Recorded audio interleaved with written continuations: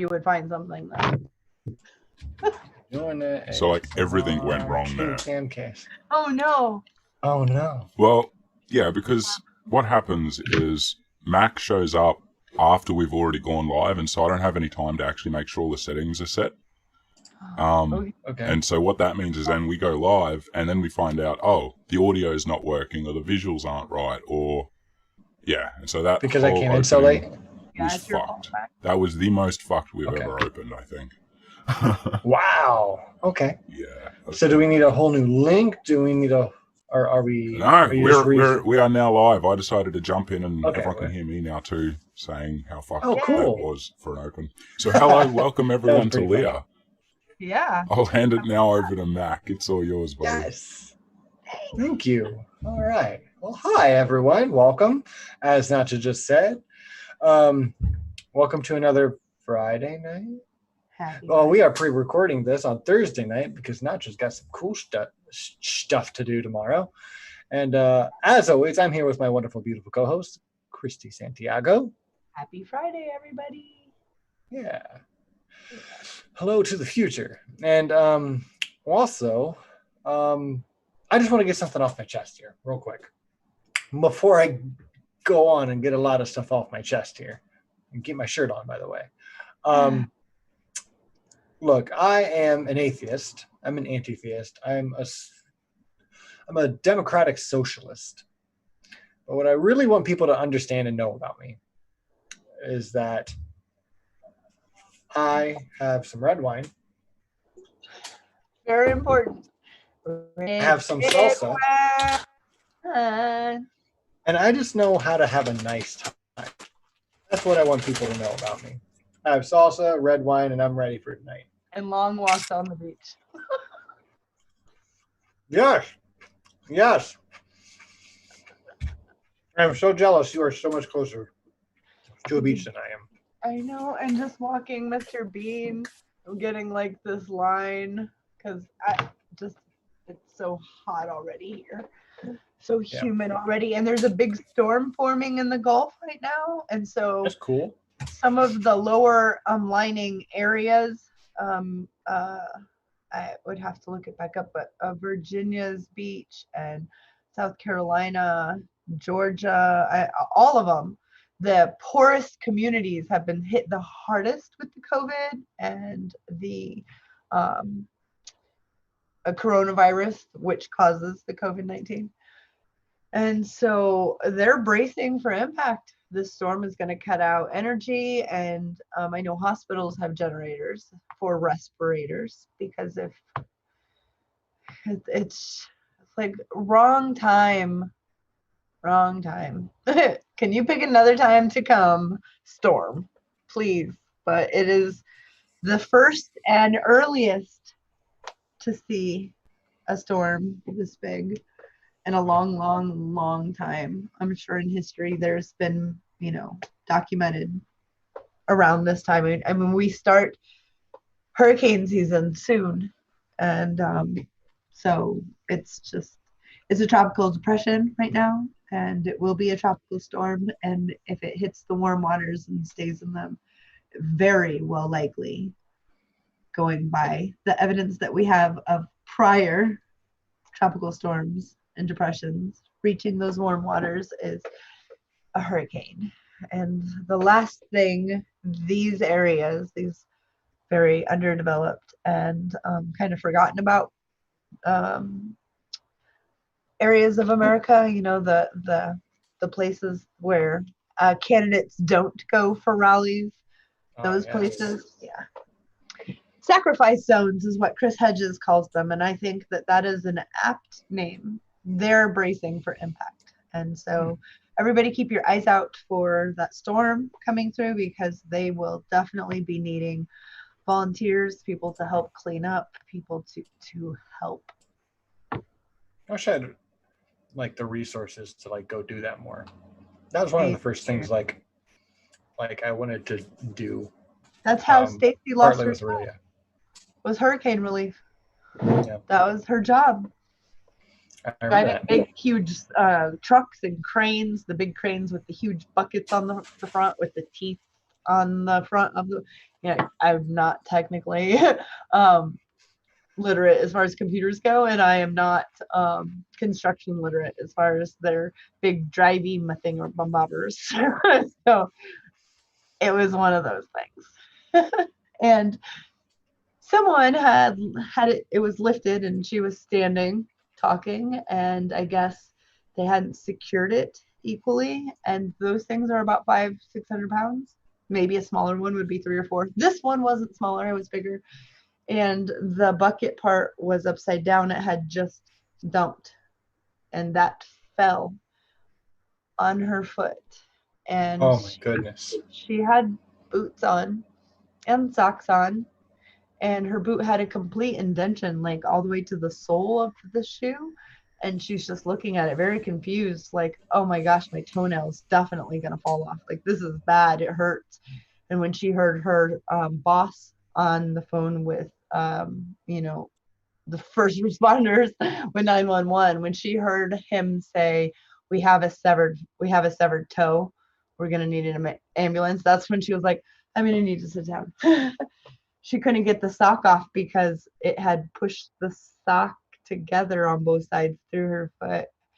Yeah, they tried to save the toe, but she's missing one of her big toes from that first knuckle up. And lots of kids have heard all kinds of stories. She loves it. What happened? Like, oh my gosh, it was a surfing accident. She used to wrestle with alligators. She has like tons of stories. They love it. And she's so, how she can be she's so serious, like dead ass serious telling the story. Yeah. She's silly. Yeah. Well, at least she can have fun with it, right? We're all missing something. Hers is just her toe. Yeah. That's a good way to say it. Yeah. All right. Shall we, Christy? We needed that little bit of humor before. We did. I don't even know if I'm ready. I just came back from my second job of the day, and I'm like not in the zone yet. What I was not expecting to cover is that there is some seismic activity in Yellowstone. I know. It's probably fine. I'm seeing some things saying it's okay, this is normal, and I've seen other things saying we're worried about a super volcano thing, but they aren't evacuating. No, not. So, but I'm just like, some people told me that, and they're like, man, like a super volcano erupting would like fuck up our world. It would fuck us up. The whole send planet. Us back to an the world. And I'm just like, you know what? Like, it would make 2020 memorable for anyone who's around to remember it. So, not that it's not already memorable. COVID-19, the riots of 2020. Make America Jurassic again. Yes. Mosquitoes would be huge.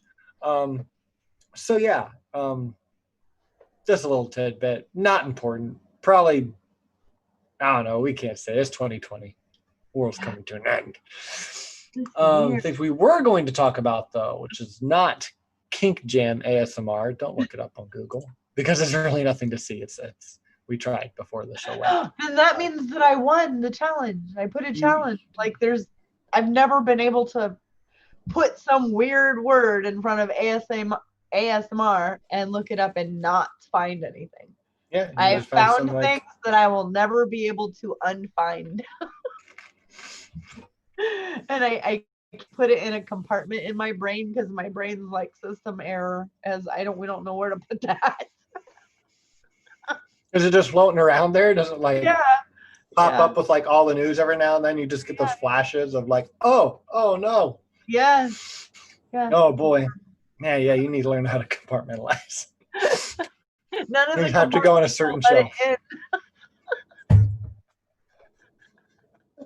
They're like, listen, lady who controls the fingers to this brain. No. Google finger brain. Actually, let's I'm gonna go ahead and do that real quick. Finger brain. probably fine. This is a really serious show. Oh God. Yeah. It's okay. It's okay. There's just a weird image of a brain with or fingers with brains on them. After we post the video and it's up and we're done, go underneath, you know how I do, and just kind of put a little link as a comment. And then God. everybody will be able to see what made Mac have that face. Jesus. Sweet Jesus.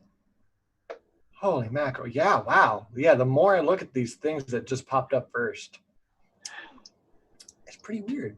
It's pretty weird. Okay. But I can't stop looking. Well, yeah, no, I got to take it all in for it to really wreck me. Save to a folder for later. Okay. I'm going to drag that over to current events. And let's move on. All right, now that we're done screw fucking around. So shit has happened. I didn't take any notes. I just got it off the cuff here.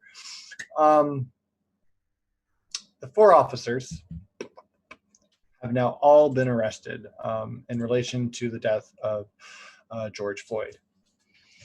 Let me look them up real quick,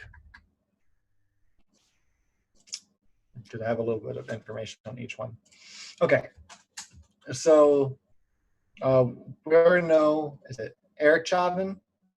No, Derek Chauvin. I find him names. He was the officer, ex-officer now, whose knee was on George Floyd's neck. There was one that was kind of standing off to the side. You usually see him in the photos. That was To Thao, I think is how you say his name. Asian American. He's 34, just a little bit older than me. Nice. And Huh? A youngin. Yep, youngin. There was Thomas Lane. He's 37.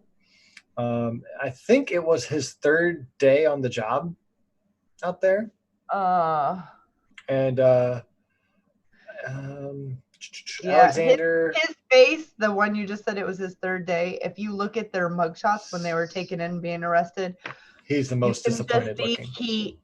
That he understands the weight of what happened, and that his entire life from here on out is fucked because of a decision or lack of decision. It's still, you made a choice, you know. Before you mention the rest of their names, I just want to add, I don't think I could personally have watched for more than 30 seconds a knee on someone's neck without saying something. Risking getting shot, I would use the privilege that I have, that I look different on the outside than the person your knee's on, you know, or the same on the inside. However, ignorance lets people think that one is superior, and I would use that to say something. I can't believe people just watched him get snuffed out, including the officers and the store owner, you know, of the stores there. I just wanted to add, I've thought about that a lot. Stacy and I talked about that today too. The store owner who shot someone? Who is the one who called the police, you know? Oh, yes. Yeah, it doesn't matter what even if what he did was he came in and he punched the store owner in the face, and then the cops were called and he was belligerent, and then once they got him down and handcuffed, like, you won. Put him in the car and take him. I don't care if he was, but he wasn't. So I just wanted to add that. I don't believe that I could stay there for fucking over 8 minutes, you know, watching life be snuffed out of. I think I'm gonna have a long time, or maybe I'll never understand. I'm really a huge conflict in my head over that. Yeah. I'm posting some stuff that Natcha's sharing with us. Okay. In our chat to our live chat here. Yes. You guys probably won't be able to see it tomorrow, but I'll try to keep all these open, and maybe if we can put them in the description below, because one of the main topics tonight, I mean, this is the main topic, right? Is everything connected to George Floyd's death, all these riots, all these protests. And I have to tell you, I am getting less and less against the riots as time goes on. Because when the police or the military police or National Guard get violent with peaceful protesters, it just calls for more violence. Like, it just does. That's the logical follow-up. It just is. It's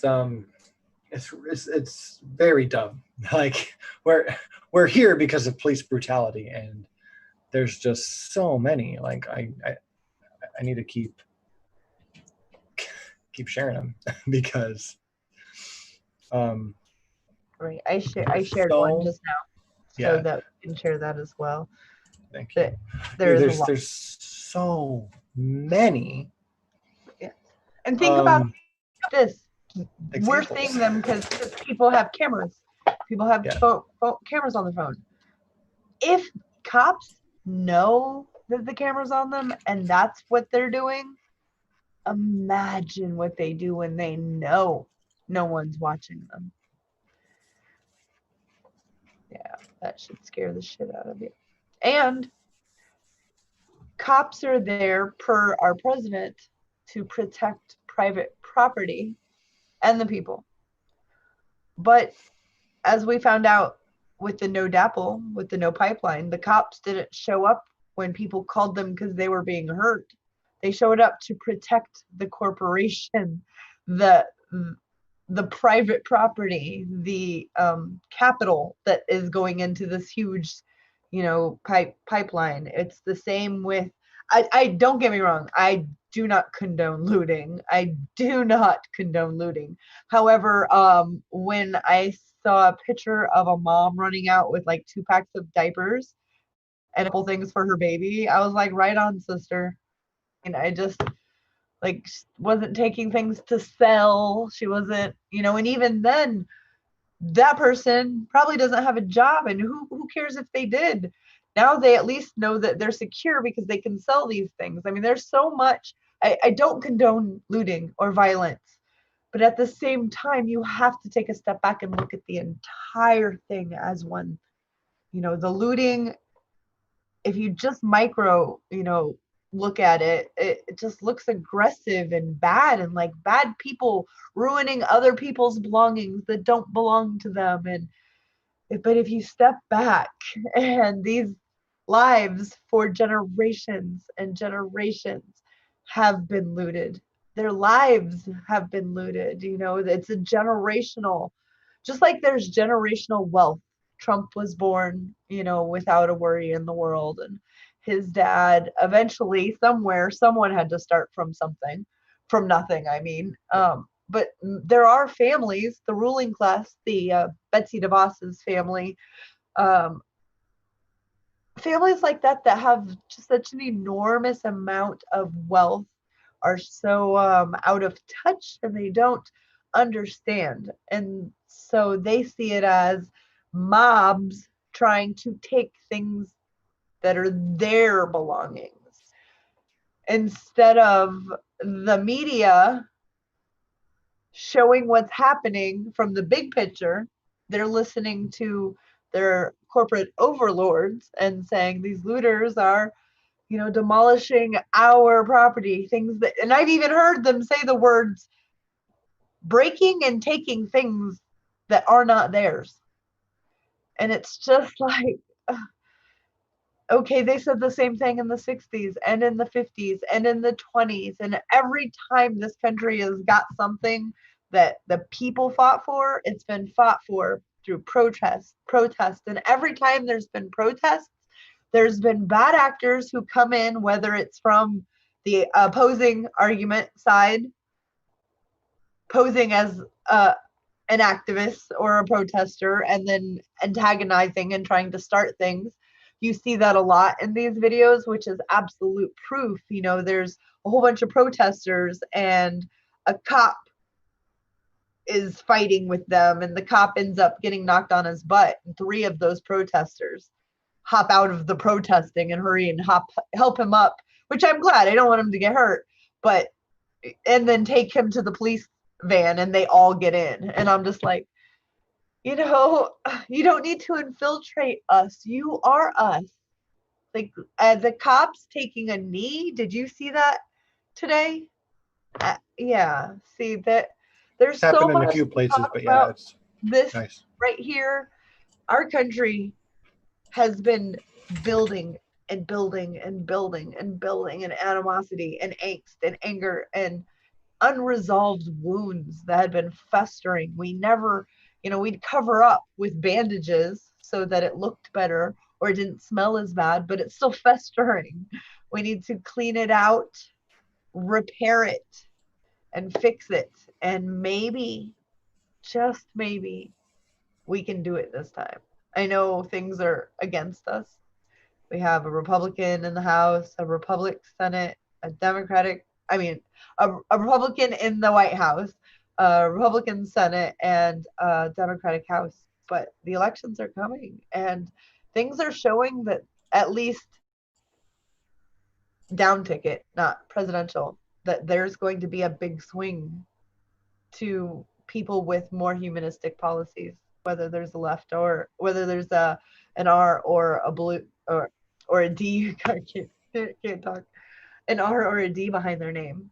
I think that it's good to see policy. I do all of these. What are they called? They need to take you a survey. So you guys know I'm signed up to Donald Trump's email and a lot of the right,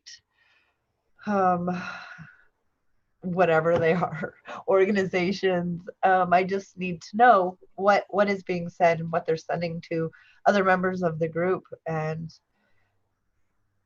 it's totally like night and day, you guys. There's one side saying we need to completely dominate, and another side talking about raising money for their upcoming election. Not saying George Floyd, not saying justice reform, not saying we need to make this right and heal this country. There's so much against us getting this one right, but at the same time, it feels different to me. It feels different to me. Even though we have all of these things writing against us, it feels different to me. So stay in the streets, people. Stacey and I are planning on going to protests, and we'll do everything by the laws, and we'll also come prepared. There, if anybody wants it, I have a list of things that any protester would need to go out to a protest that might involve riots. Can you give us a small hint of what some of those items would be? Yeah, so bottles of water, gloves, make sure you have a mask, make sure you have a hat, something that protects the sun from your face and protects your face. If you have a gas mask, that would be very important to carry. Instead of carrying milk, if it's going to be a long, hot day and you don't have a cooler, there are a few things that you can mix together and carry in a water bottle and pour over your face for the pepper spray and the tear gas. And by the way, I wanted everyone to know, look up the Geneva Convention and look up what war crimes are underneath the Geneva Convention that the United States of America and many other countries helped create this beautiful package of laws, of human rights, if you will, of things we deemed every human had the right to, and what we deemed as a group and they voted on what things would be from here on out after World War II a war crime and not allowed even during war. It was so atrocious that not even during war times would it be allowed. Tear gas is on there. Tear gas and all chemical sprays. Any chemical, weapon is against the Geneva Convention, and our government and we hyped doing that to us. Right. Yeah, and we helped to like write those rules. Yes, we did. We were instrumental in writing those rules. Yes, we were. And we have also made sure Trump has helped make sure that we will not be held accountable for anything. But he's not the only one. He's not an anomaly. He didn't get there by himself. He is a symptom of this very, very sick system, a system that needs us to be separated, needs us to be against each other. It needs the privileged, comfortable people who can take time off. They could take 2 or 3 months off and still be fine and stay at home. It needs those people to have animosity for the people who can't do that for a reason. They need to give them a reason, because if you look at the protests, they're beautiful, every color of skin. It's like if all the puppy dogs, all the dog species in the world were all, I just love animals. So like there'd all be dogs, but there's all the species. It was like that all of the humans were protesting together. And I get butterflies in my stomach about this is different. It doesn't matter. I've seen more Black Lives Matter t-shirt on white people than I've ever seen in my life. And I think that's the most important part. Women didn't get the right to vote until the men stood in solidarity with them and said, my wife, my sister, my daughter, she's just as smart or smarter than me. She can do these things, and we should give them the right to vote. Black citizens, we had Jim Crow laws. We had means testing at voting ballot boxes.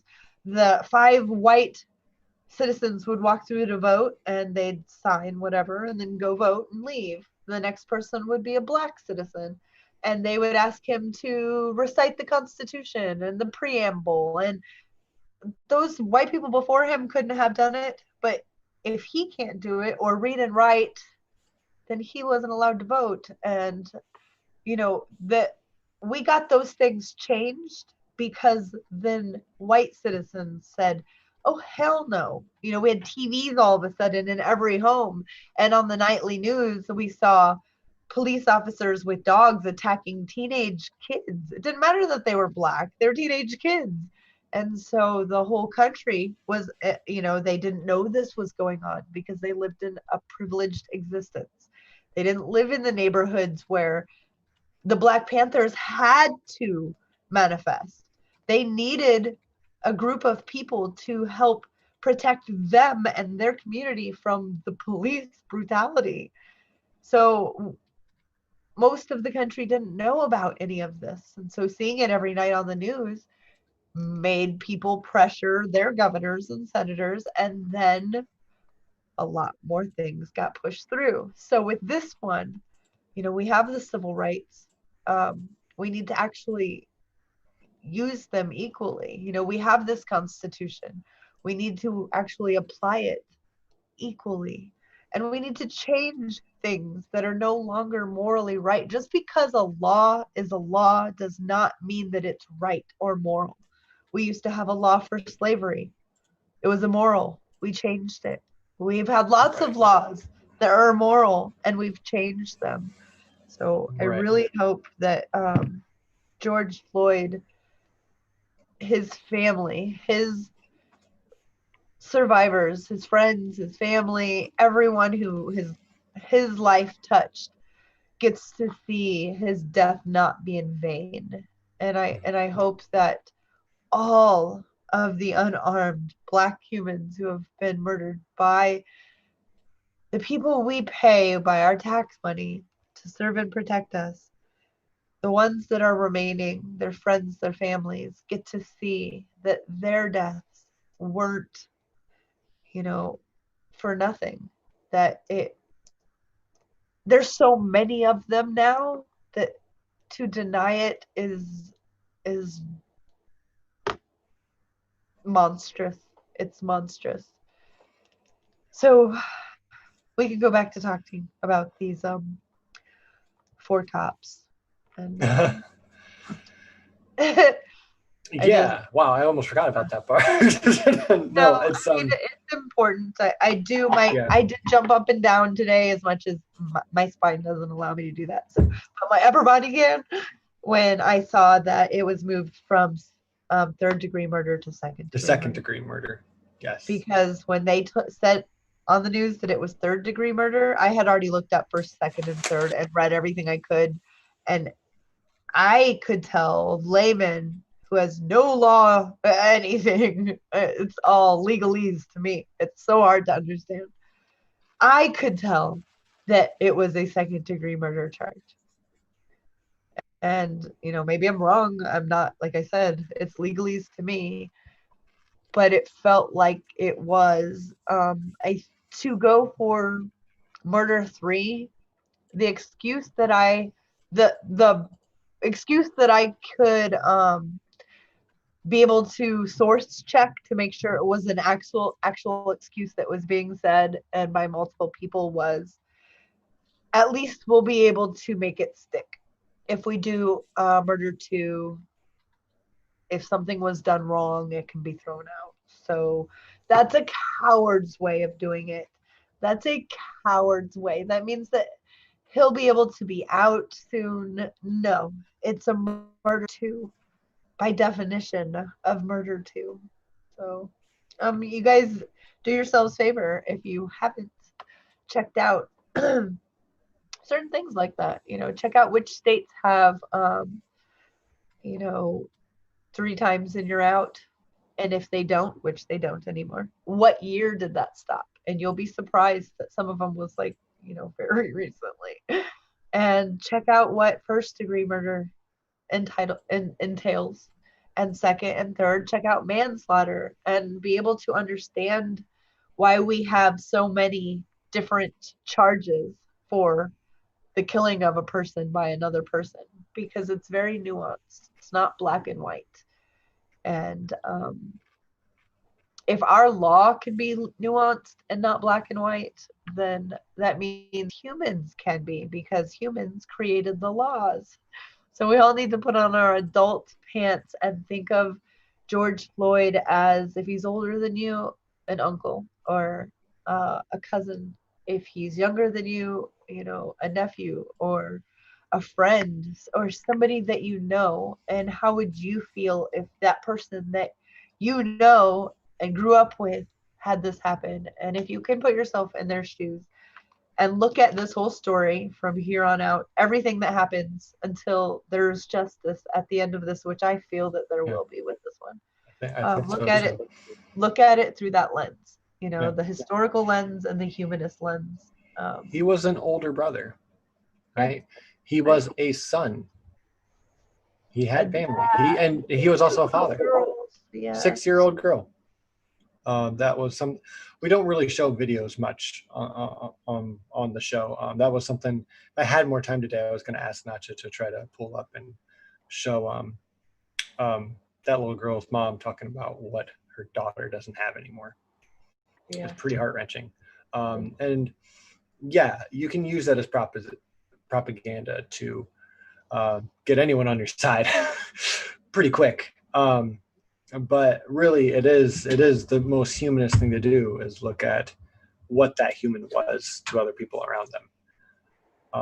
It's really sad, sad. At his funeral, but it's really real. People had a lot to say about him. A lot of good memories. I didn't know him, but listening to other people talk about him, I felt like I knew him, and I felt like the world is a sadder place without him.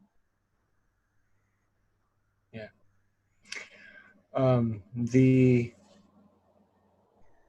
Tiananmen Square. Shoot, I forgot what I was going to say. Yeah. Well, anyways. while you're thinking about that, the irony of it being the anniversary of the Tiananmen Square, the riots that happened here, that's we don't believe in, magic, or it is a coincidence that it happened, but history repeats itself. It's doomed to repeat itself. And if there hasn't been massive protests like this since the 60s, I mean, 1992, there were, some, and there are always protests outside the White House, and there's always some protests, some places. But this type, like every color, every creed, every religion in the street for the same thing, to stop the fucking abuse. That this is massive. And every country out there in solidarity with us, if you are from another country, live in another country, and are, going to these protests, I love you. I thank you. That solidarity keeps us strong here. Knowing that nations around the planet have George Floyd's name written down and saying, Black Lives Matter, means so much to the people on the ground here. It's actually the light at the end of the tunnel each day when I know I have so much news to read, and most of it's going to make me cry. I've learned to hold papers up higher because the tears get in the way, and so I just look up while I'm crying so I can actually see. And that is the light at the end of the tunnel for sure. Yeah. All right. So I'm going to try to go through some of this real quick. Okay. All right. I'd mentioned, if I can say all the names, I'm a little bit illiterate, I guess. Derek Chauvin, know that. J. Alexander Kung, Thomas Lane, and Tu Thao are the 4 officers that were arrested for the death of George Floyd. Lane and Kung, they are 26, Kung, and then Lane was 37. It was like their first week on the job, both of them. One was like their first 3, the other was like the first 4. And Lane, I remember specifically, he asked at 2 different points, should we turn him over? Because the officer who had 19 years under his belt was Derek Chauvin, the one with the knee on the neck. The one who should have known better than the one who was calling the shots. He was the guy with the knee on the neck. Yep. Thao is the one who was standing aside, just keeping people away, keeping people back. And what was it? I think Alexander J. Alexander, he was quoted at one point saying that this isn't right. But that's not enough, right? It's still aiding it and abetting, which is what all 3 of them were charged for. Yeah. I do feel for them because they were not in control of the situation, but yep. And this took me maybe 2 or 3 minutes of trying to like figure out how I feel about it. If you don't charge them, you need to charge the department for like letting Chauvin stay on the job after he's knocked at least 4 people out. He shot a Native American. He's had complaints of at least 18 complaints. Yeah. Yes, a lot of stuff. And they should have trained all their officers better to know that that's wrong. That's really just a half measure, trying to just push the blame over to the department. However, just know that the money that's going to pay for these cops, lawyers, unless they do it privately because they have a union, They're fired now, so they'll have to have private representation. But I'm talking about in general, across the board.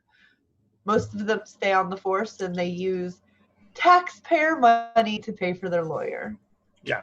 So if we sue the city, if the families sue the city because the cops weren't trained right, they will use taxpayer money from all the people to pay that family out. Not the families of the men who did it, right? No, the ones who are suing. Yeah. So if you sue the city, right? Yeah, there's a lot of fail safes. It's just because they're public officials, and that shouldn't be how it is. Anyways, I don't want to focus too much on that. I want to shift the perspective a little bit, because it's not just the department's fault. Like, we can shift the blame, and we can't shift some of the blame. I think you can do that, rightfully so, on the department, because this is a systemic problem, right? Not just systemic racism, but like systemic police violence across the board. This is a problem, and it's not. You can't just shift it to the department. You have to shift it to like the larger training that happens around the country for what it takes to be a police officer or a military person at all. So the way that I really want everyone to look at this, at least for a second, you don't agree with the perspective, that's fine, but I'm going to think you're a little bit crazy for it, is yes, I do feel for those two officers who like hadn't even got there like half a week. That sucks for them. And there's a lot of fucking peer pressure to listen to a superior officer. I am sure of it. But as a human being, surrounded by other human beings who already knew this was wrong, they should have known. They had the power. They did have the power, though they didn't feel like they did. They probably thought I'd lose my job if I like rip Chauvin off or do this or do that. But all three of them didn't do what all the people around them wanted to do, but felt more powerless because they're the example. The people knew it was wrong. Therefore, the police had to know it was wrong. You have to keep that scope of it, because you can't let them off the hook for something that every single one of those citizens around them should have also taken action to prevent. And that's a hard thing to do, but it's less hard for them. It's their third or fourth day on the job. It is not their third or fourth day on the fucking planet. I was surprised that nobody that wasn't a cop, somebody. Yeah. We're scared. People are afraid. It's just another day. It's just another black man being, it's just another cop being brutal. It's just another. So nobody got involved. It's just like, well, that's happening. And they watch and they videotape. But nobody came and pulled him off. Are you kidding me? I'll hit him with my cane. Yeah. The from what I know, if I'm getting which one right, Lane checked for a pulse about 3 minutes after I think he checked twice, at least once, and he said, I can't find one. Couldn't find a pulse. And then I think J. Alexander Kung, I think he's the one who tried to resuscitate him in the ambulance. And I mean, I'm sure these guys felt bad. I'm sure they did. So what to do about this? Yes, I think Derek Chauvin should definitely be charged for second-degree murder. I think all of them should be charged for aiding and abetting. But I want to premise that with something, because Christy and I see Crime and Punishment differently than a lot of other people do, but I think we see it about the same, unless we get into super duper specifics where I don't know where it'd be. my thoughts on crime and punishment. I like the Nordic system, and I know Christy does too. I don't think Derek Chauvin, though a part of me is just like, end him, right? To the extreme, my growing up. The other more logical, more humanist part of me, which I try to listen to much more, is no more than 20 years. No more, like, who the fuck isn't going to learn something by 20 years? Like that they're like not going to learn in like 40. Like you're going to have learned it by then. Like you get punishment by losing 20 years. You also get a glimmer of hope that you're getting out in 20 years. Look at our prison system now.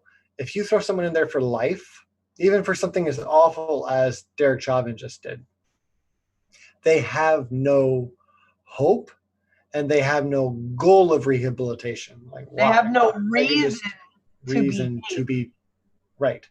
They have nothing to lose. You just created an animal and locked them up with a whole bunch of other people who do have things to lose. Or don't. Right. Or they don't either. The Nordic Scandinavian model is the best. I don't want people to think Mac and I are saying that in 20 years he gets out. That's not how that works. In 20 years, right, you have, another a parole hearing. You have people come and talk, and they treat you like a human there. And if you are not able to come out, then you get another 20 years.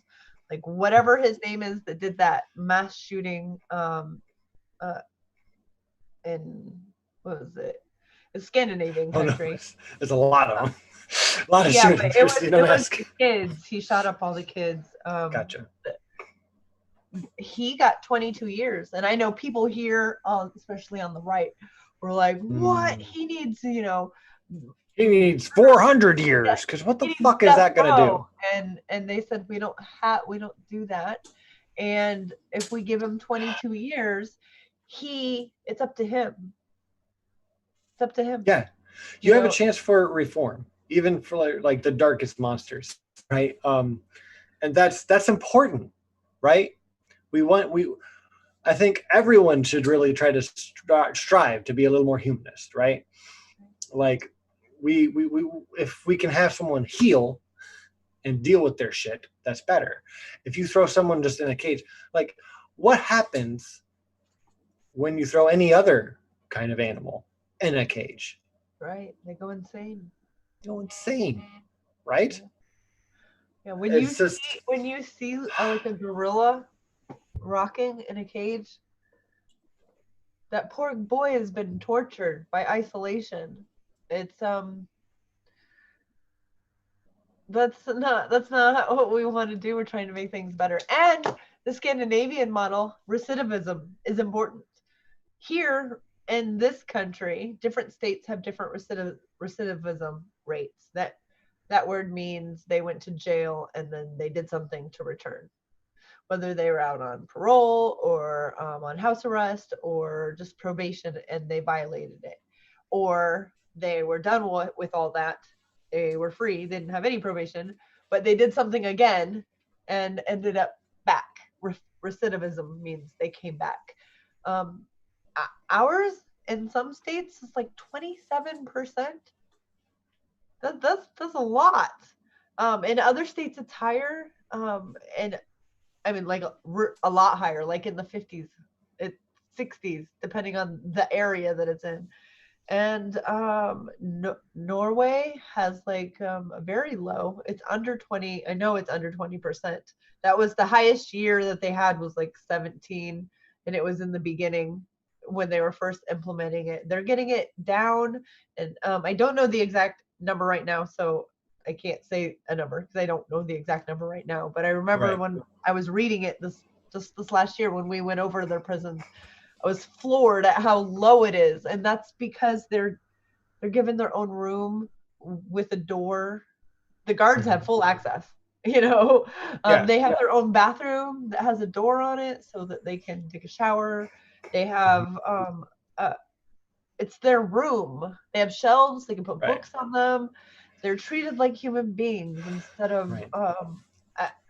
going to jail and having to share, the same 12 toilets with no walls between them, just in a big room with the whole dorm that lives there it's inhuman. And people wonder why there's so much violence in prisons. Right. Put yourself, like, understand, please, if you are wondering, like, why is Max sticking up for this murderer? I'm sticking up for human rights and psychological health, because this is really important. This is really important, because there's a lot of reasons. Because one, just because I'm a humanist. Two, because you want to make sense with punishment. So what I was going to say is, just, you guys might be able to relate to this. Lock yourself in your home for a couple of months, right? You get frustrated. You have a lot of time to think, and you get frustrated with everyone around you. And that's this lock-in is just a very small, lenient example. But imagine that tenfold, right? Imagine being locked in the same area as a bunch of other people who have done bad things, or all going to make you uncomfortable, and you have no privacy, and you are stuck with them. You really can't leave your home, right? This is your home with all these people that you don't care for. And it just gets worse and worse from there, right? So just imagine more now, just isolation.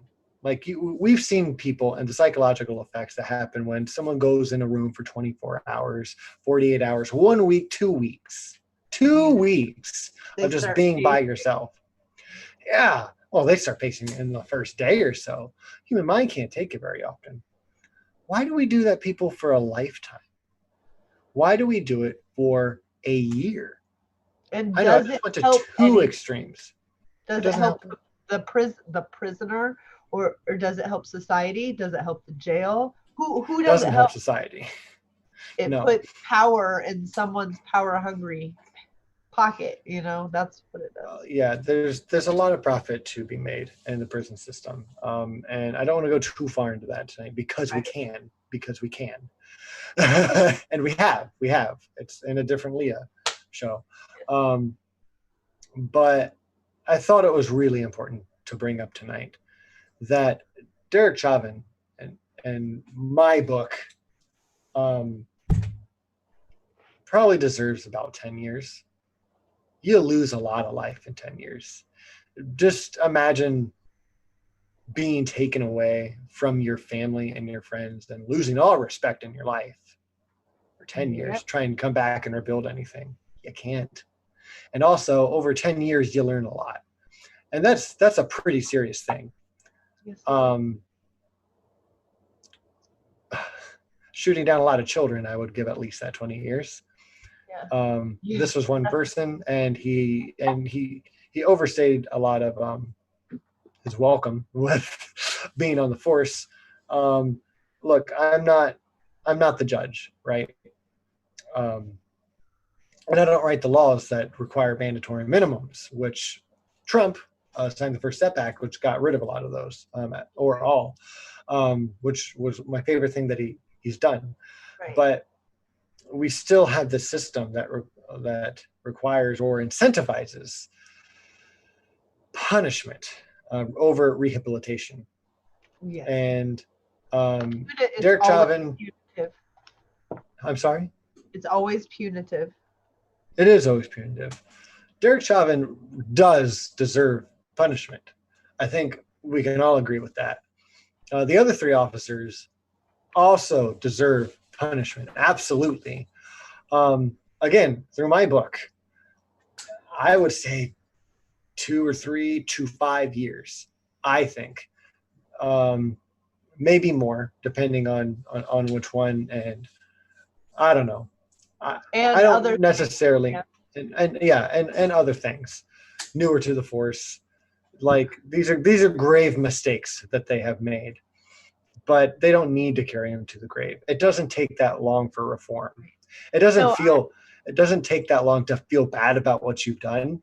I mean, maybe Thomas Lane is faking what he shows in the photo, and maybe he's not.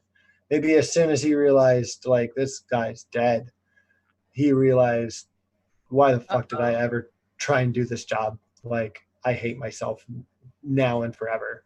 We don't know. We don't fucking know, but we don't need to ruin his whole life.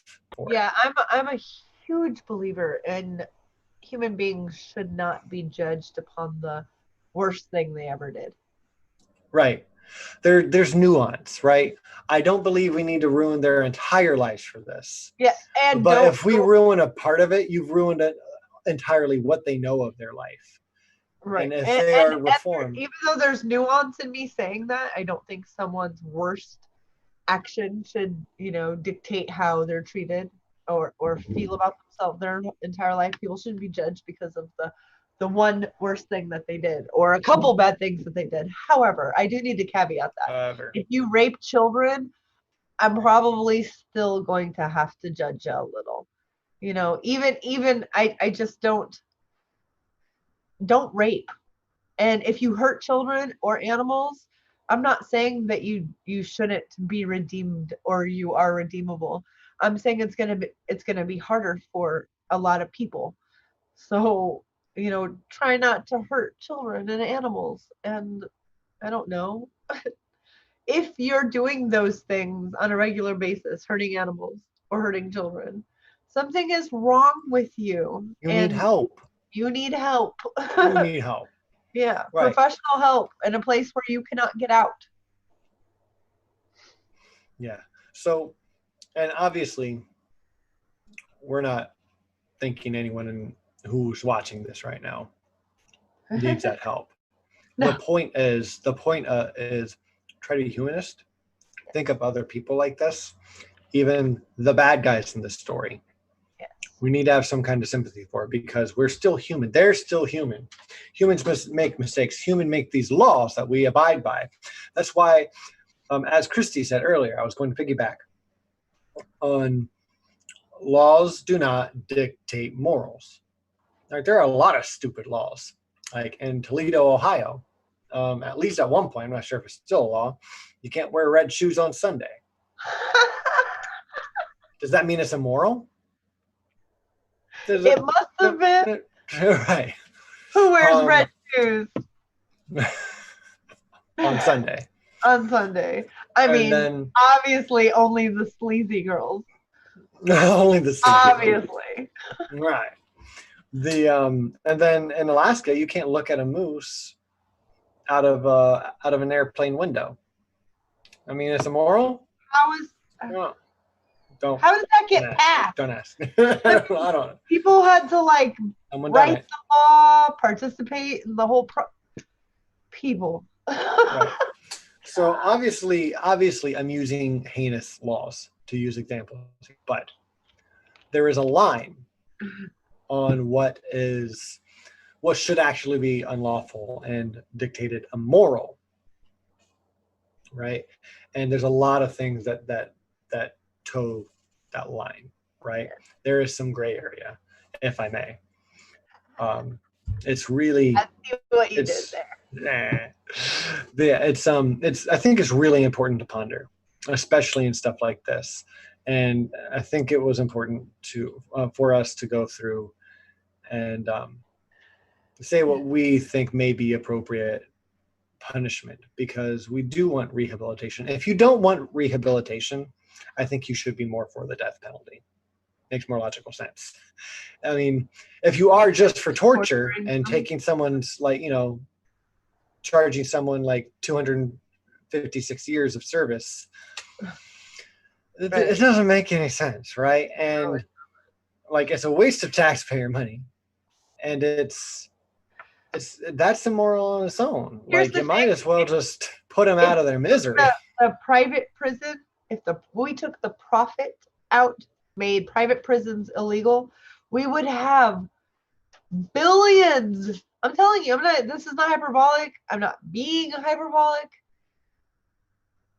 We would have billions to make them rehabilitated. We would have billions to get college professors into these colleges and helping these humans, these American citizens who made a mistake, right their wrongs and, learn how to be a critical thinking, productive member of society. If we got rid of private prisons, the government, our taxes, wouldn't be paying the private prisons. It's a scam. It's a Ponzi scheme.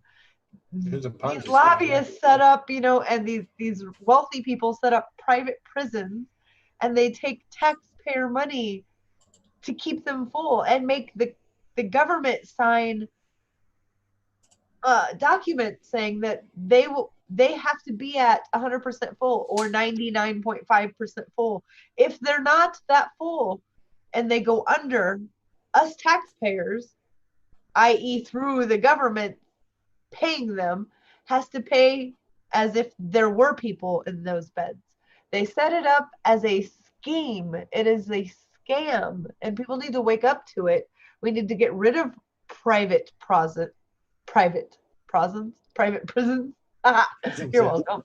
We need to get rid of those, and all of that, billions and billions and billions, can go into actually making places for our fellow brothers and sisters who've made a mistake to go to a place and learn from their mistake, learn to be a better person, learn a skill, get educated, be cared for, feel like they value, go to a place where they learn these things. And I know that sounds, all lovely and rainbows, but what about the hardened criminals?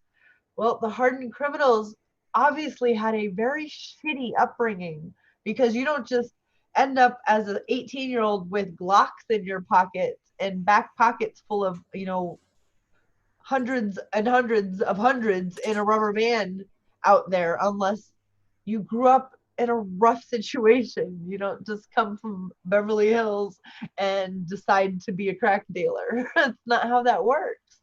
So I think the system needs to understand this and understand that these particular humans are going to need a different program, and that's fine. Now we're going to have billions to deal with, ex-gangsters. There's nothing more beautiful than a man who has these, very distinct tattoos on his face and a lot of cover-ups. You can tell a lot of blacked out cover-ups all over his body. But he's doing youth group meetings, not for churches, just after school in areas where there's lots of gangs, because he was a young kid. And as a young kid, he had to walk to and from school. And when he walked home, it was either you're going to sell these for me or I'm going to hurt you. So they sold drugs. That's how he got in trouble. That's why he's in jail. There's all kinds of things like this. There need to be programs to help every type of American. And why wouldn't we want to? I know it sounds like, well, who's going to pay for it? The taxes are, because these prisons that are just for profit that get like $76,000 per person per year. Those people in the prisons have never even made that a year in their life. It takes them 4 or 5 years, maybe even 6 years to make $75,000. And this particular private prison corporation is getting $75,000 just to house them every year. Like, do you see the problem here? I see you. So I'll let you swallow first. Thank you. You're welcome. Thank you for that. All right. I'm a woman. This is a good point for me to shift over. I didn't mean to yet. Kamala Harris. I wasn't going to bring her up. Now I have to. Yeah. Because she was the district attorney of some part of California. albino. I'm sorry. Didn't do this part of my homework because I didn't plan on mentioning it. She was ordered by a judge multiple times to release prisoners that she had put away. Now, this is important. Okay. I see. I'm not sure if he's trying to talk or not. Sorry. All right. So this is important because a judge told her to release prisoners. She wouldn't because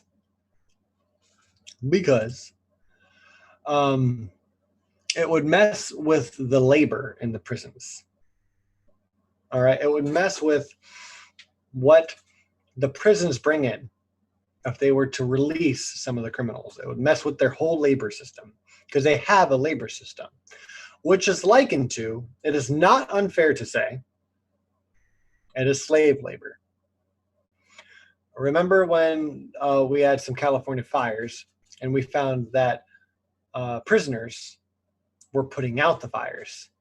And what was that, for $2 an hour, Christy? Do you remember? You're muted. I'm sorry. I believe it was a day, but I could $2 a day. But I think you're right. I think you're right. That sounds like slave labor. Some states do not pay their prisoners anything. And it's mandatory to work if you're in that prison. You can get more time. You can get more time if you don't work.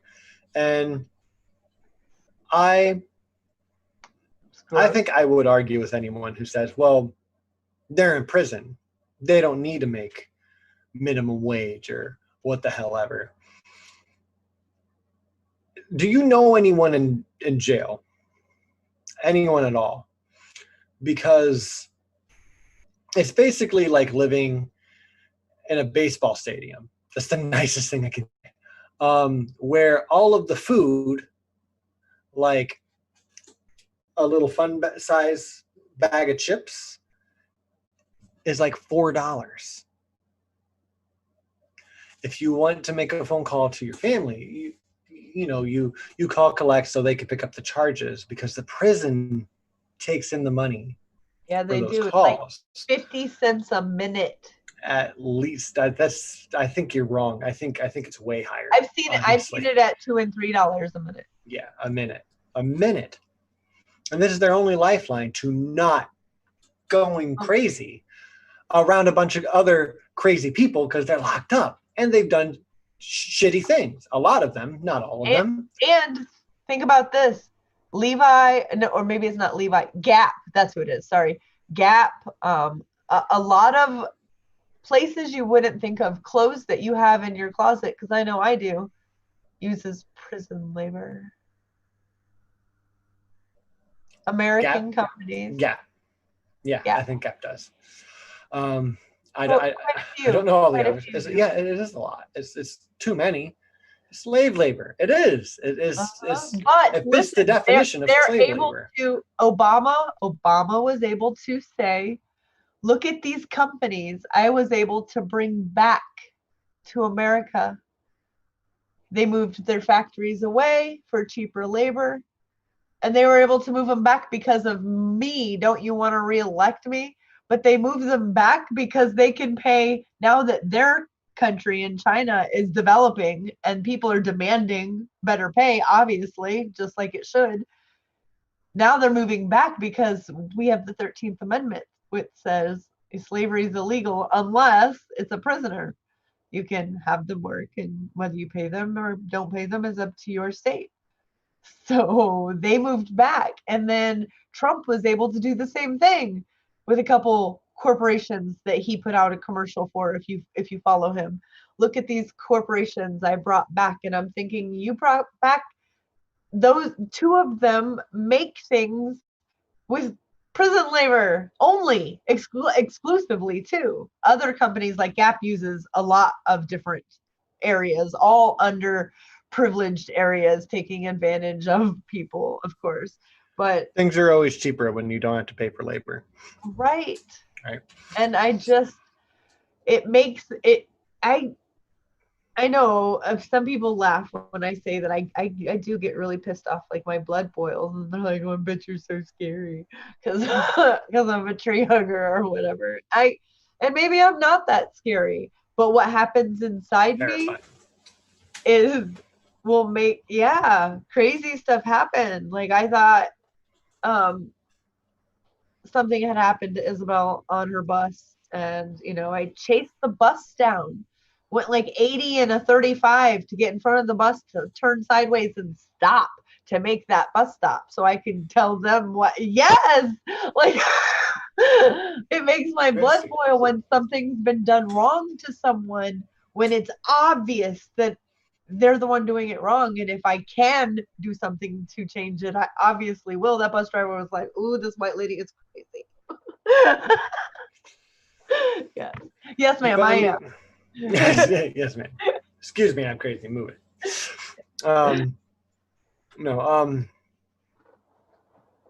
Yeah, I didn't really know we would take the conversation this direction, but yeah, it's really important to pay attention to how our prison systems work, how our whole, not just how policing works in our country, but also how judging happens in our country. Until Trump signed the First Step Act, which was on Obama's desk, literally, should have done this because it would have helped a ton of Black Americans with mandatory minimums, which takes it out of the judge's hand to sentence someone.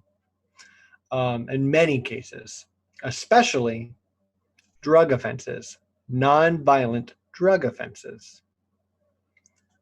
Obama definitely should have signed something. It would have been a landmark thing for the people that he especially represented.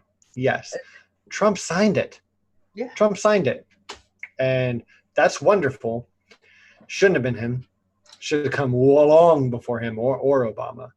But it didn't. And this is just all the way down or all the way up. There are issues with our laws and our punishments and all of it. It doesn't start here, but it does go back partially to the 1994 crime bill, which was originally written by, say it, Christy. Bill Clinton and Biden. It was signed by Bill Clinton. I don't think it was written by him, but yeah. Bill Clinton didn't write it. No. He might have played the saxophone while they wrote it. He didn't write it. He was that kind of dude. So he wrote it. And what's up with the 1994 crime bill? Well, it had a lot of stuff in there. Bernie Sanders even voted for it because there was a Violence Against Women Act, which was included. And he promised his constituents that he would sign a bill for that, and they put it in there, which they do that a lot. By the way, people, they put a lot of things in a bill together. So if you don't vote for it, they say, "Look at what you're against," and then that's how they lose them constituents and get someone in there that they'd rather have. Anyways, Biden wrote it. You can't use the same excuse if the goddamn man writes it. When it was written, he was known in contemporaneous time as the architect of the bill. Yes. And maybe you can clarify for me. I don't want to go too long for it because I want to try to sum things up a little bit. That's the reason why we have so many nonviolent drug offenders in jail. Like, it skyrocketed arrests and imprisonments and sentences to longer periods in jail, which is why our prison system or our incarceration chart for America looks like. If I could show you real quick. I cannot yet. I will give you a link down in the chat real quick. Mouse sounds. There you go. There's a nice little chart for you. That's why our incarceration rates look like that. That's not the only reason. You can see that it started going up beforehand, like back when Nixon, Reagan started shit of, like on the war on drugs. I can't remember which president started the war on drugs. Nixon. Thank you. So that's the thing. Biden didn't just write this bill. He really fought for it. He's the one who, I believe, came up with the term super predators. Is that right, Christy? You can give me a nod.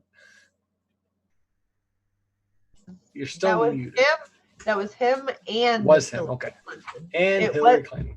Him and Hillary Clinton. The two greats. Yeah. Okay. She said it after it was not in the lexicon. Nobody's using it. It was, history. She brought it up again, all on her own. Yeah. Yep.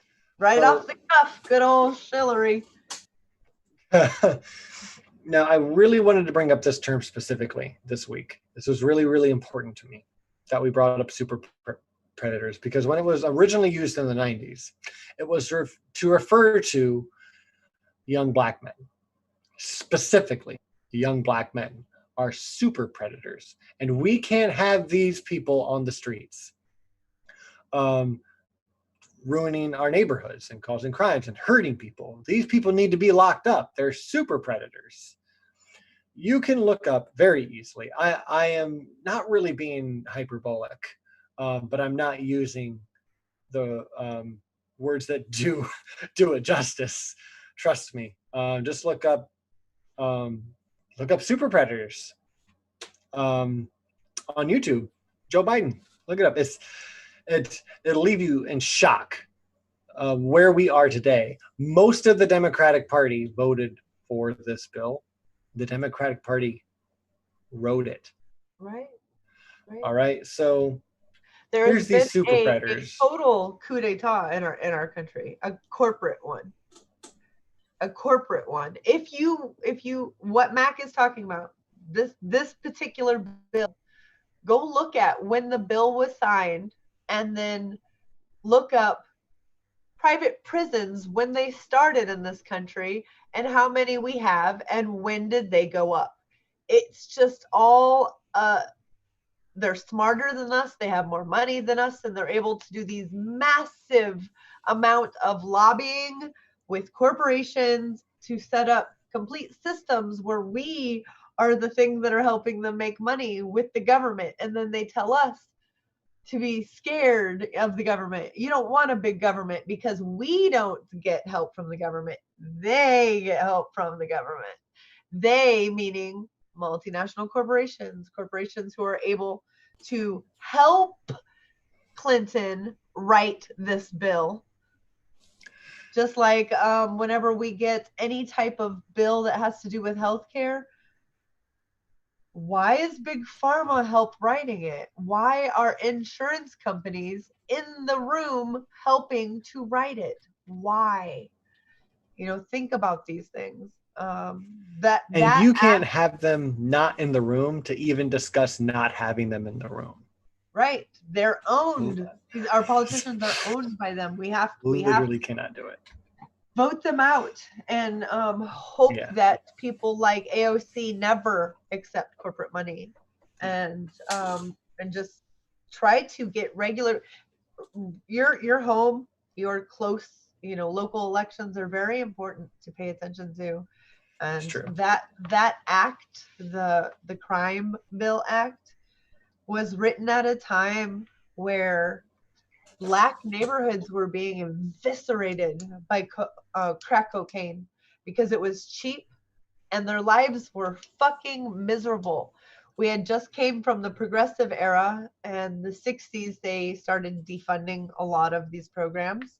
The 70s, they started saying things like deregulations instead of protections. They used to be called protections. Now they were regulations. And they knew that the progressive era was so strong, the American citizens voted for FDR 4 times, that they needed to play a long game. And I know this sounds crazy and like a book should be written about it, but this is how empires play out. There are players and actors, and sometimes we don't find out a lot of this information for 20 years after it happens because of the Freedom of Information Act.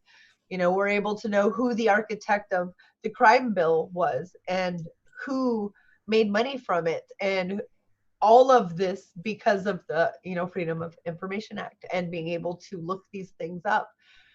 So with that crime bill coming, when this explosion of cocaine came, the ruling class, I mean, they were loving it. They were making a killing.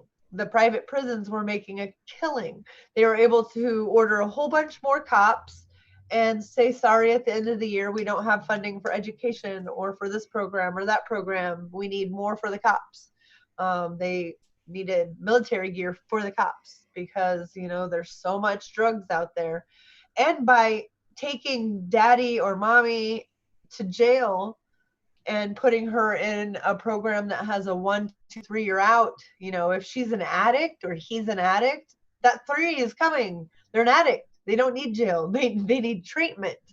And it's definitely coming. And they knew that and didn't step in to stop it. So entire families got eviscerated.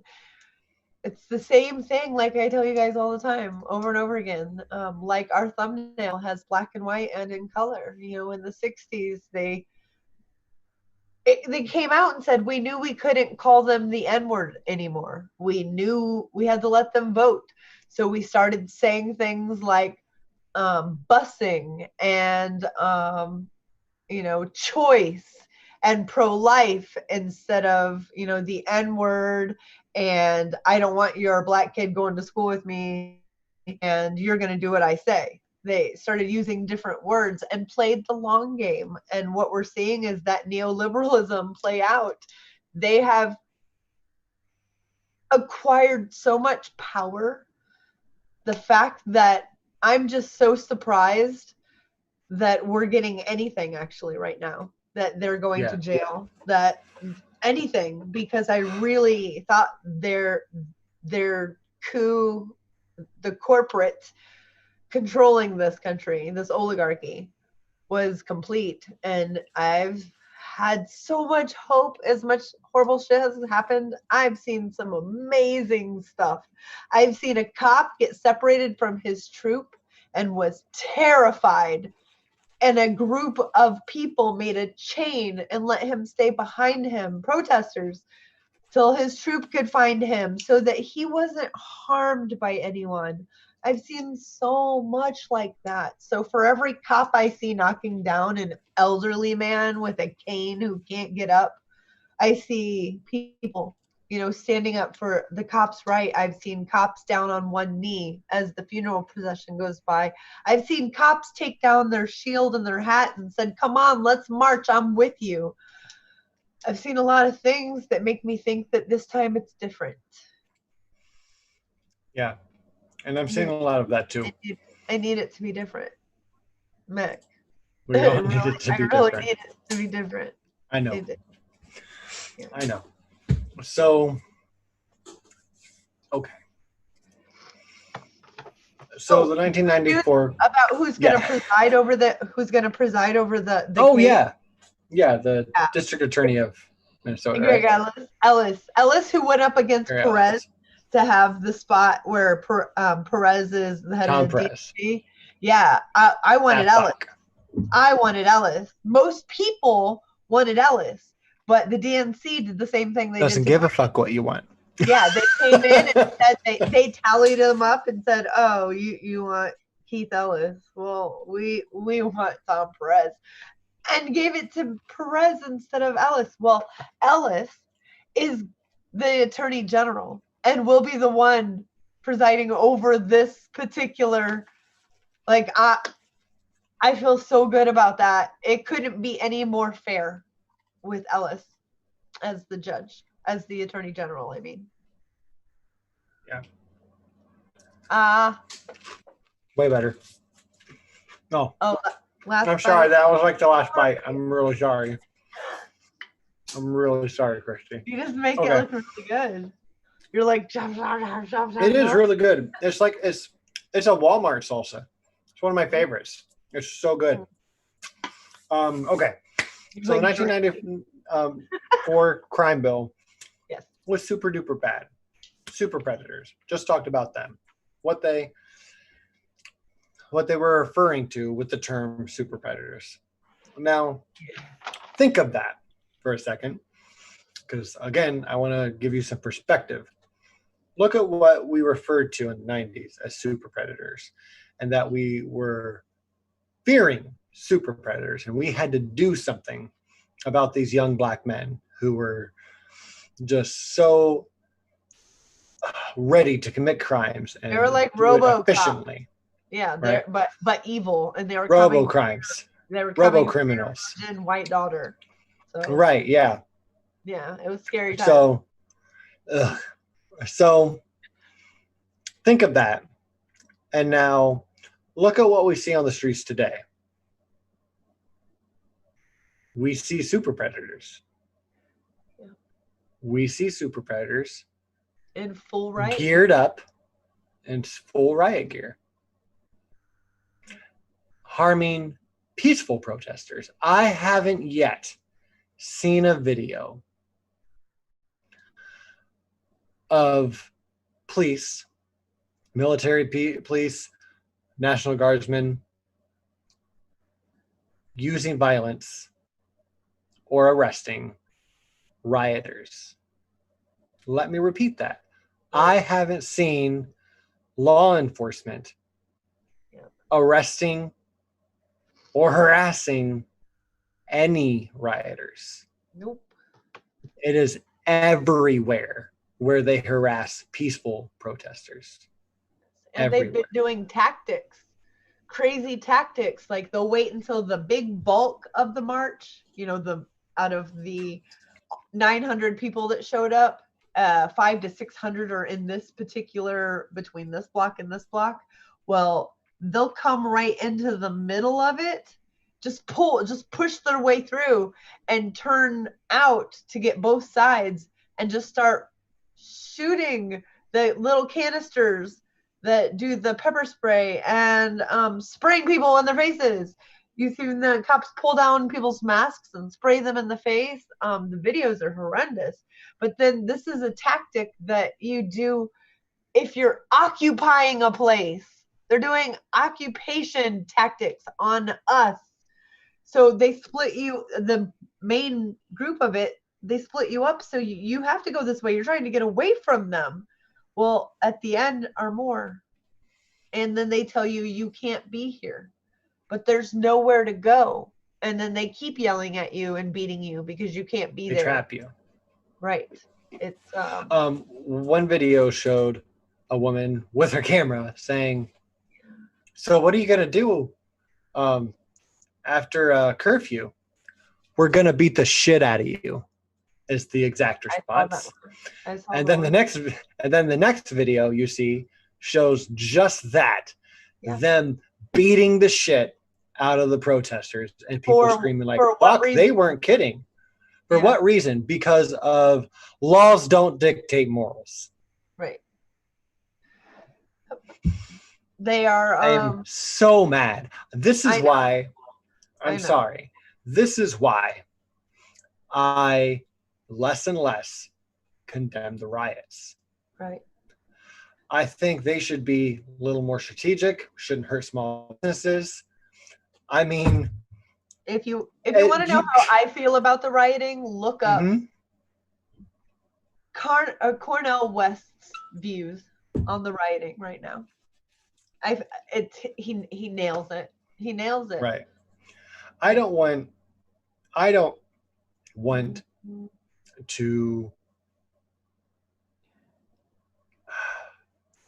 to seem apologetic for any kind of violence because I hate violence.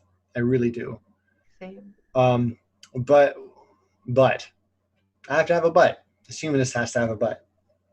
It could be when the violences start. Yeah. However, one of the arts that I teach, it's not an official principle, but I say rise to the level of threat. When you're practicing, you practice techniques. When you are in a real situation, it is a real situation. You use your techniques. If a riot police dude goes to hit me, I will give him the equal amount of force that he's showing me. I would never stop swinging because that's what I'm trained to do. And also I wouldn't start it because I rise to the level of threat, right? I understand why some people would set a cop car on fire because now it changes their focus from beating the fuck out of your friends, right? It's justified. And they're not. It is not. They're not right. It is not right. It is justified. It is logical. There you go. To meet violence with violence. Right. And it's a different kind. You're beating the fuck up out of all of these human citizens who pay your salary, who you're supposed to protect and serve. These particular people you are beating the shit out of. Now, those particular people didn't turn around and beat the shit out of you. They beat the shit out of objects. Objects like cop cars, objects like the police. That was crazy watching that whole police station go down to the ground. That blew my mind. Just like the mayor said, it is brick and mortar. It's brick and mortar. And I don't have the perspective of living terrified because of my skin color. I don't have to worry about going out at 11 o'clock at night to get milk and getting pulled over. I don't. It's not ever anything I've ever had to worry about. So I put myself in those shoes and I listen to other people's stories, and that's horrific. And that will build and build and build and build, and eventually it's going to fucking explode. And if the whole time it's been building, the experts in these areas have been screaming at the top of their lungs, we need to heal this country. There has been a major wounded knee, a trail of tears. Over 90% of the indigenous people that lived here before we got here were killed within the first 6 months. There's so much that we need to deal with it, not go to other wars and kill other brown people, other places. Well, it's coming to a head. And that's why you're seeing it in all different countries of their solidarity standing with us. They're watching news right now that let's rewind just 18 months. Let's say we turned on the news and we saw in Venezuela, the country was using rubber bullets and their shields to knock the press on the ground. They were arresting journalists. Oh my God, Venezuela is arresting journalists. That they are coming out in riot gear and spraying innocent protesters in the face. We would have to invade. That's going on here. So right now. This is something that I wanted to say. I texted it to you earlier, if you remember the quote. It's not just Venezuela, right? It's not just Syria. It's not just Korea. It's not just anywhere we station people, like Israel and the open air prison Gaza. What we do to other nations, we will eventually do to ourselves. Yeah. Jimmy Dore said that. He said he's been saying that since he started his show. It's been years now. What we do to other countries, we will eventually do to ourselves. Right, because we've been desensitized. Yeah, and we don't know as much about it, but the people that we train to do it, they just have to do it here now. Right. we do this all the time. What we are seeing was kind of surprising to me last week. Is not surprising to me. I called this. I'm not sure. I think I said it on the show last week. I'm like, these protests are going to grow, and they're going to find reasons to hurt peaceful protesters. Right. It's just what happens. It happens all around the world. We do that all the time. So, I was surprised with the tank and the 200 men walking down residential streets, like a tank, and then like 100 men, military, full gear, like they're going into Fallujah, and then another tank, and then another group of people walking through residential streets, yelling at them, get the fuck in your house, light them up, and shooting them if they're on their own porch, on their own house. That blew my mind. That, my friends, is fascism. That is here. That is American city being occupied by the American military. So all you Second Amendment people who are like, I get my gun so I can protect my family from a tyrannical government. Where are you? Where are you? I'm not saying to use your gun to hurt people. It should be for protection, but protect us. There are protesters being hurt right now. Get your ass out there. You don't want a tyrannical government. What is tanks and SEAL Team 6 looking motherfuckers going down Elm Street, where families are sitting on their porch having their afternoon coffee or tea, getting shot at? Where are you? Do you know why? Do you know why we don't see them, Christy? Because manufacturing consent. Because all we need are a few rioters for Fox News to point out, look at these protesters. Right. And that's all the military needs to say, good, there's rioters. All right, go beat the fuck out of all the protesters. That's what we see. They don't need to be doing anything.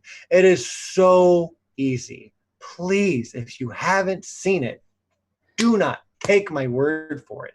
Don't. Right. I'm a fucking liar. All right? Go fucking look it up. Just look up the peaceful protesters who the cops just roll up. No rioting whatsoever. Yeah. And they tear gas the entire crowd. And shoot them. And shoot them with rubber bullets. These rubber bullets are like this, and they travel thousands of feet per second. Shit fucking stings. And breaks your face. Lost her vision. Literally. Her eye is gone. Yeah. Oh, by the way, I heard today, if you wear contacts, don't wear them at a protest. If you're tear gassed, right. And this is not a mistake you'll soon forget, because the tear gas will fuse the contacts to your eyes, which will cause you to go blind. And who will be charged for it? Doesn't matter how fucking angry you are. We don't have universal how in the right you are. You don't have universal health care. Cops won't be charged for it. You will be blind for the rest of your life, and good luck trying to make a fucking living on it. U.S. government just fucked you, and they're not going to take care of you for it. Right. Okay? So we have a fucked up system. Yeah, we do. And the masses I'm sorry. Are realizing that they all pay into a system that does not benefit them, that pays for the people at the top, that pays for a military that's now coming here to terrorize them. Well, they're not going to want to be a part of that. They're not going to want, how much recruitment is going to drop because people are watching their own military attack their friends and family. So,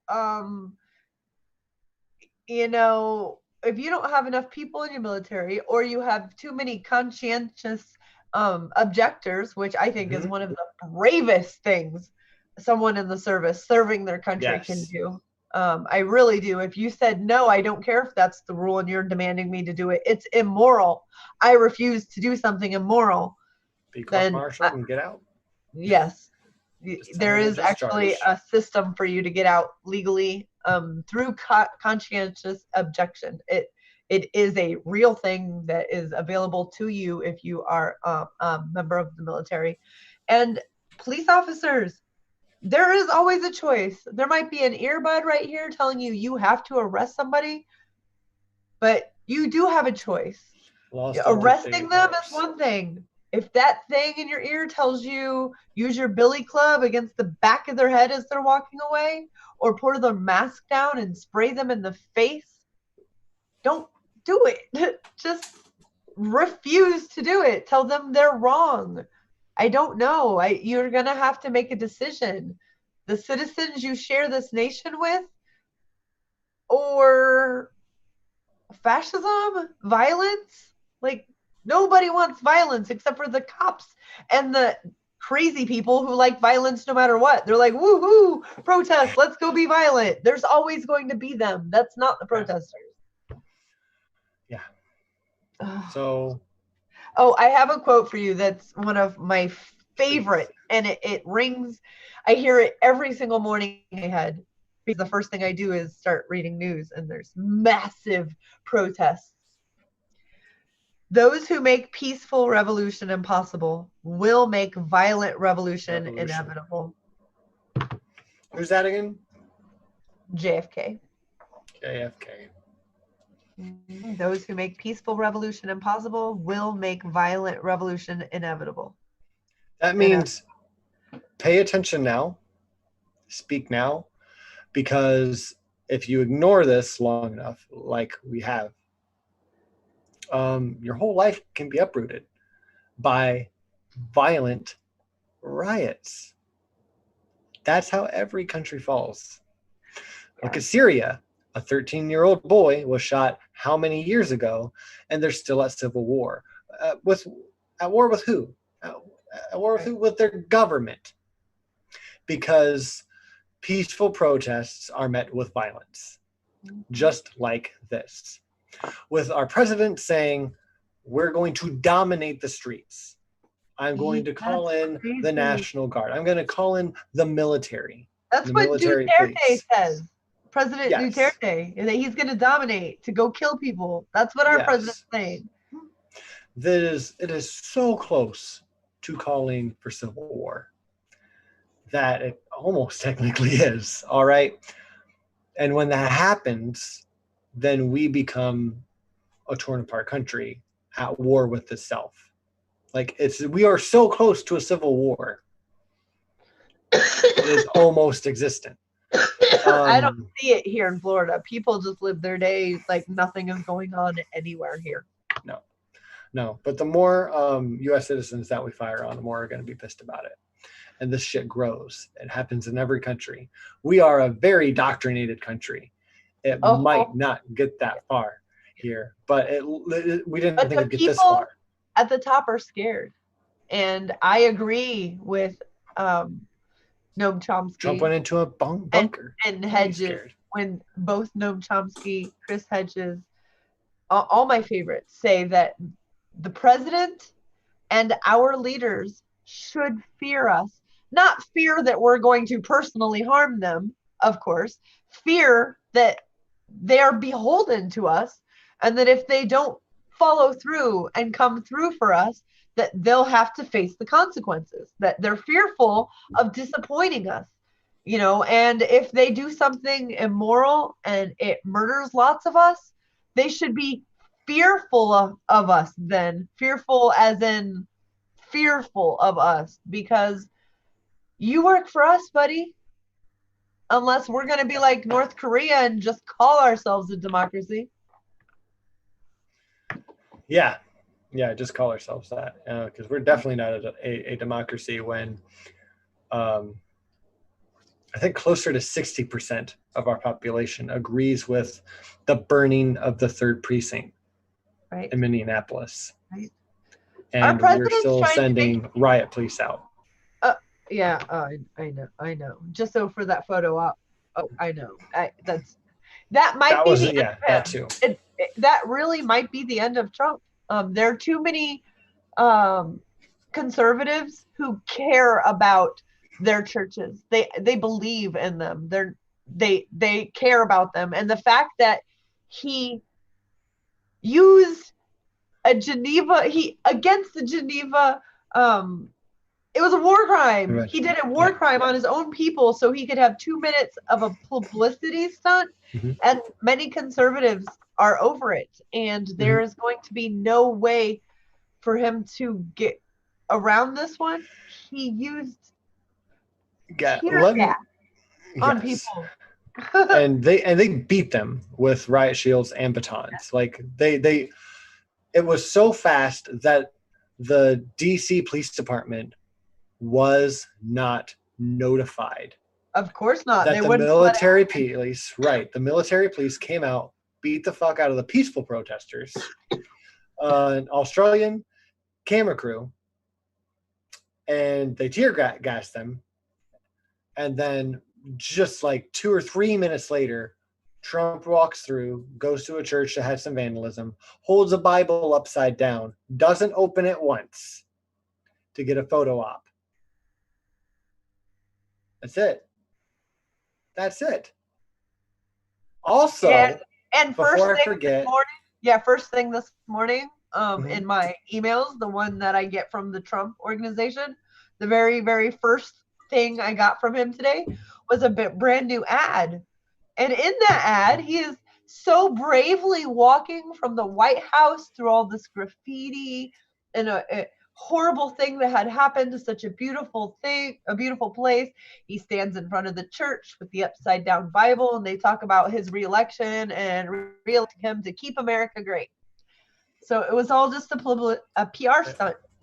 People got hurt with chemical weapons so our president could make a commercial. That is fascism. Also, that church, the priest in charge of that church, they beat that priest away. Yeah, they made him leave his church. Yes, and the church is so pissed because nobody asked them permission. Oh, no. Right. And his name is on the marquee next to it. He's like, are you kidding me? People are going to think I support this. Whatever he called him. I'm sure he was a gentleman. Right. But I call him Tito Big Tweedo. So. Yeah. So let me make my final point because we need to be done soon. Look, we are looking at a buildup of systemic racism, COVID-19 shut-in anxiety, George Floyd's death, and just a mistrust of government and law enforcement for very good reasons throughout decades. Problems. What we need are a list of demands for these protests, a few of which are arrest Derek Chauvin, charge him, sentence him, and the 3 other officers. There's 2 different things we can say. Another thing,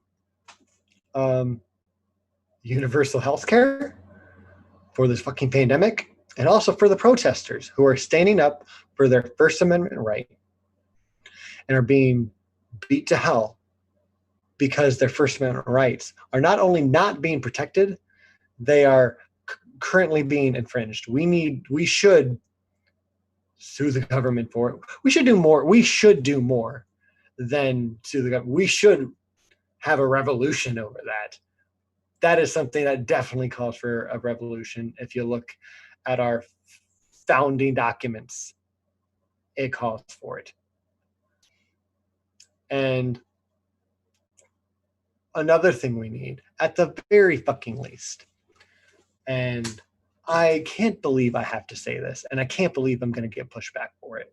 So fuck all of you who push back on me for this.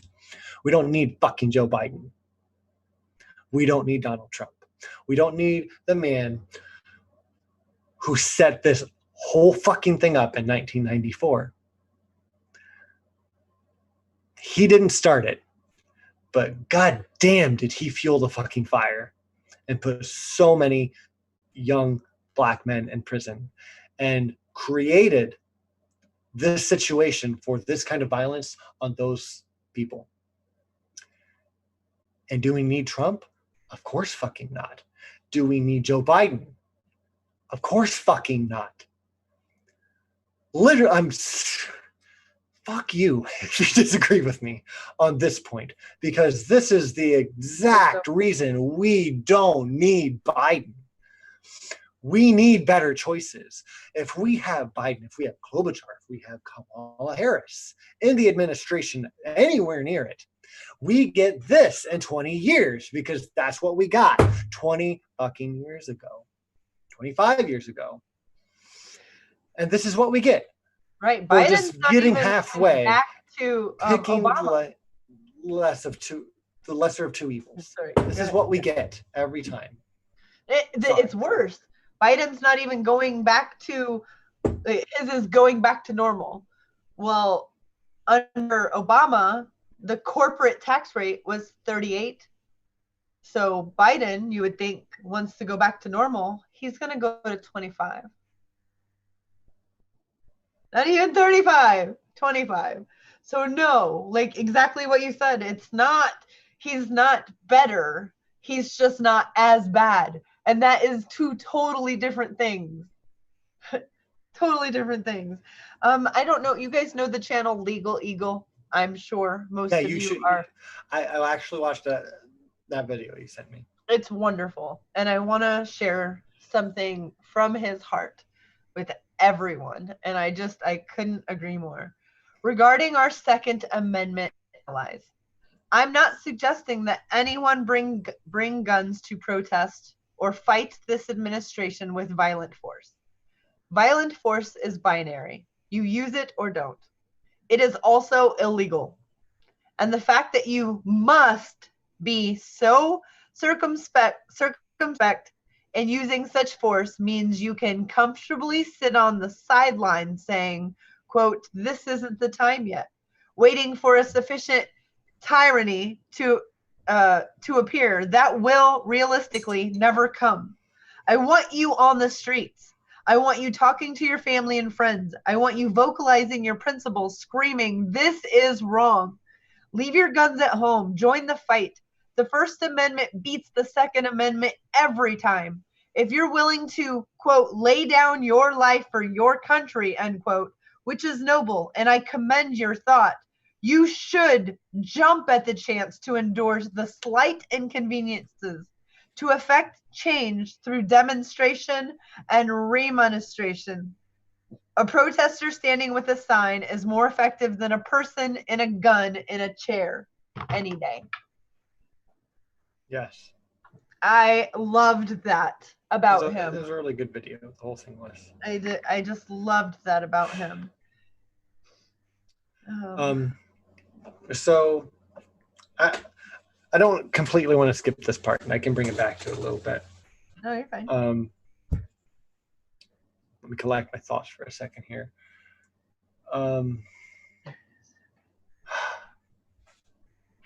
So we have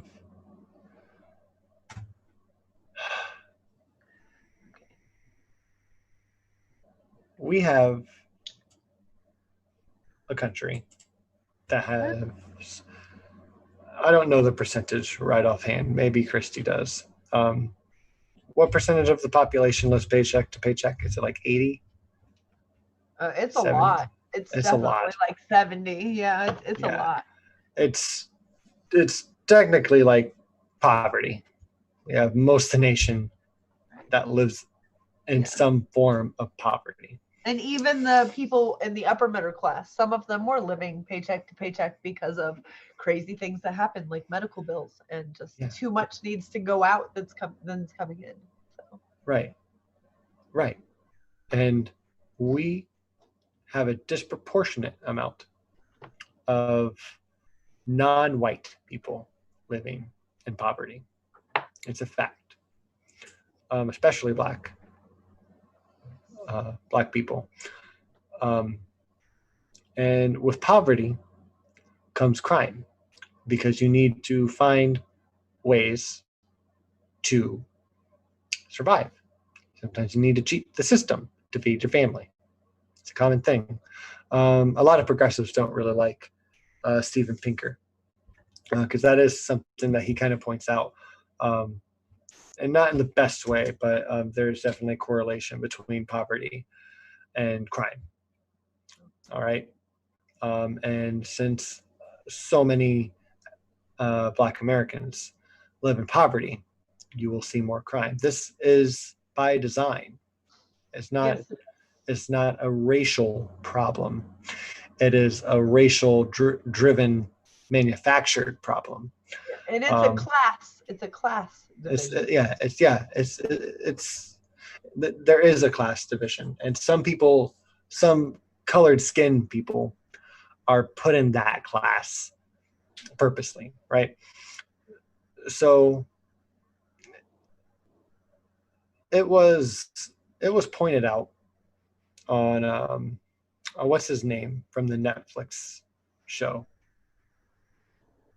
I want to say Mehdi Hassan, but I know that's the other. That's it. No, is it? I'm pretty sure. Yeah. I feel like it's not right. Okay. Anyways, the guy from the Netflix show he has on. I forget. Oh, the Patriot Act. The Patriot Act. That's what I'm thinking of. He pointed out that Tu Thao, he's an Asian American. Kung, he is, I think, Hispanic. I don't know. I don't want to guess. And then the shop that called the police on George Floyd was an Arab-owned store. We are so good at propaganda in this country that even Black people think that there's something wrong with them that pulls them closer to crime. Like they think it's inherent. We don't have other minorities that we put down in our country stand up for other minorities because they think it's an inherent problem with their race. And it's really disgusting. So I wanted to share this study. It's one of my favorite studies that I know of. Because we classify drugs as a crime, whether they're violent or not. I want to read 2 paragraphs of this study real quick. And think of the state of each American citizen who lives paycheck to paycheck, who has to count their pennies to pay all the bills, feed their kids, and then relate that to why people do drugs and why there are diseases of despair like depression in our country. So that's what I got for you. Dr. Bruce Alexander, an American psychologist. In the 1970s,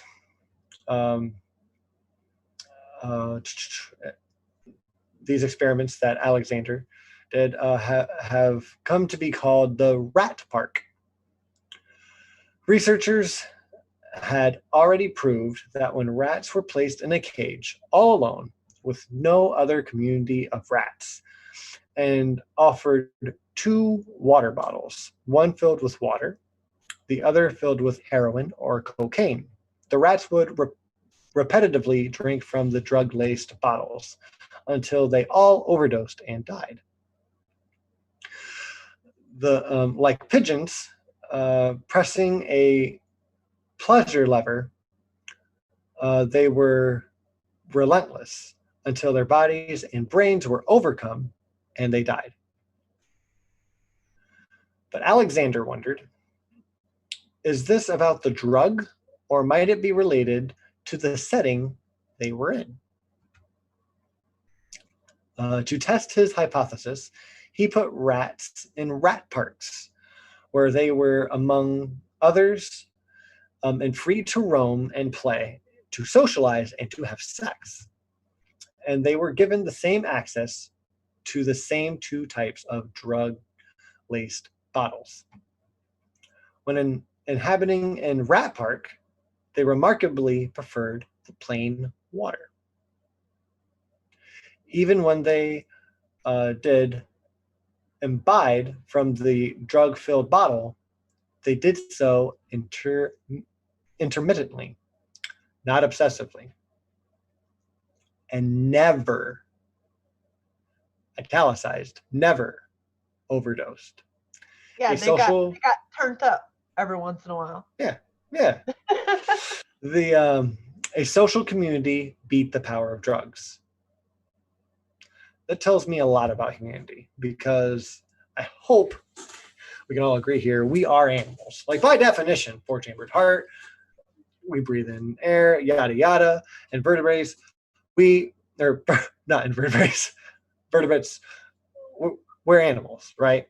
Just like pigeons, just like rats. You're a party animal. But, I'm an ape, people. You're an ape. I'm an ape. Yep. My fellow apes. This is important. This study was really important. When you live in depressing circumstances, you try to find happiness. When you have access to drugs, we call it getting high for a reason, right? You feel good. When you live in a low, you need a high. Your brain needs to feel happy to want to survive. And that's one big reason why people overdose. That's why the rats killed themselves, right? That's why people do drugs, because they're in poverty and they have access to drugs. Drugs can be killers. Taken in moderation, I have heard, and I haven't confirmed yet, but I believe it on his face, heroin is less dangerous than alcohol if taken in appropriate doses. I mean, it's been used in our medicine and pharmaceuticals for centuries, centuries, thousands of years. Yeah, and we've made it through. And for some reason, alcohol, marijuana, heroin, we regulate them differently, right? And we throw people in jail for decades for this stuff. And didn't mean to bring it back to this, but then it's so hard to charge an officer with blatant murder. Right. This is a fucked up country. It's a fucked up society, fucked up situations that we have found ourselves in because we don't care enough about what goes on in our government. We don't care enough because it's a fucking shit show. And we don't have the mental capacity. We don't have the patience to deal with the breadcrumbs that we fight for every day. The lives that we have to live just to get breadcrumbs. And then go home and try to worry about advocating for a decent government and righteous law enforcement. It's so depressing. It's not a third world country. It's just a really nice oligarchy. It really is depressing. And we need to pay more attention so we don't have to see what we see today, this past week.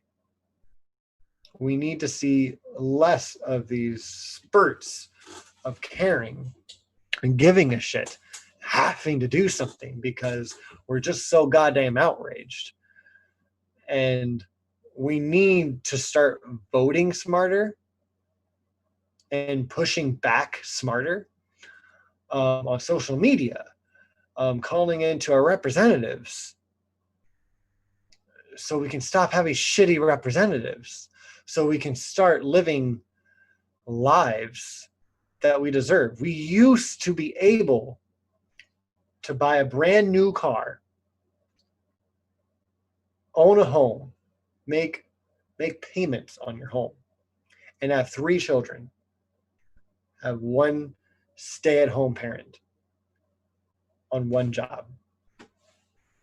And we can't do that anymore because we're in the social experiment of capitalism that makes us fight for breadcrumbs, so we don't have time to fix our government. So when we see something like this week, we do need to take advantage, sadly, of this injustice and fight for more than what's on the surface, because we rarely get together enough to stop fucking ourselves over. I agree. We should take advantage of this moment. With every one of those other countries across the globe that are protesting with signs with George Floyd's name on them, that is allowing us here a moment that we could seize and take advantage of. If all the needs were met of human beings, if all their needs were met, think about someone who is just born into a wealthy family. All their needs are met. They never have ever wondered where their next meal is coming from, where their clothes are coming from, or if they want new clothes, they could just go get some. Where their fuel is going to come from, if they're going to have to sleep in the rain if it rains, if they'll be cold tonight because there's nowhere to stay warm. If everyone had their needs met, there wouldn't be the crime. So I just wanted to say that about the crime topic. I mean, I'm not saying there wouldn't be crime still. That would be a dumb assumption to make. But the majority of it, the little bits of theft, where someone takes advantage of a looting store and takes, 19 Sony radios. Obviously, they don't have 19 cars to put them in. They're going to sell them, and it's to make money. And that money they would make from them is money they weren't expecting, which is money to get by for someone who maybe, gets $400 every 2 weeks from their full-time job. I did want to say some people at the top are having problems, and we're seeing pushback. People that I cannot even believe I have to say that I agree with. Really, it makes me gag a little. Like Mad Dog Mattis. I don't agree with him. He's a neocon. He is a war hawk. He is a war criminal. He's murdered so many black and brown babies. I don't, through other people, of course. My brother loves that guy. Oh. I don't know. Well, I have to say I agree with him, and this is a quote from him. When I joined the military some 50 years ago, I swore an oath to support and defend the Constitution. Never did I dream that troops taking that same oath would be ordered under any circumstance to violate the constitutional rights of their fellow citizens, much less to provide a bizarre photo op for the elected commander-in-chief with military leadership standing alongside. Donald Trump is the first president in my lifetime who does not try to unite the American people, does not even pretend to try. Instead, he tries to divide us. We are witnessing the consequences of 3 years of this deliberate effort. We are witnessing the consequences of 3 years without mature leadership. We must reject any thinking of our cities as battle spaces, that our ununiformed military is called upon to dominate, he uses the quotes, at home. We should use our military only when requested to do so, on very rare occasions, and by state governors alone.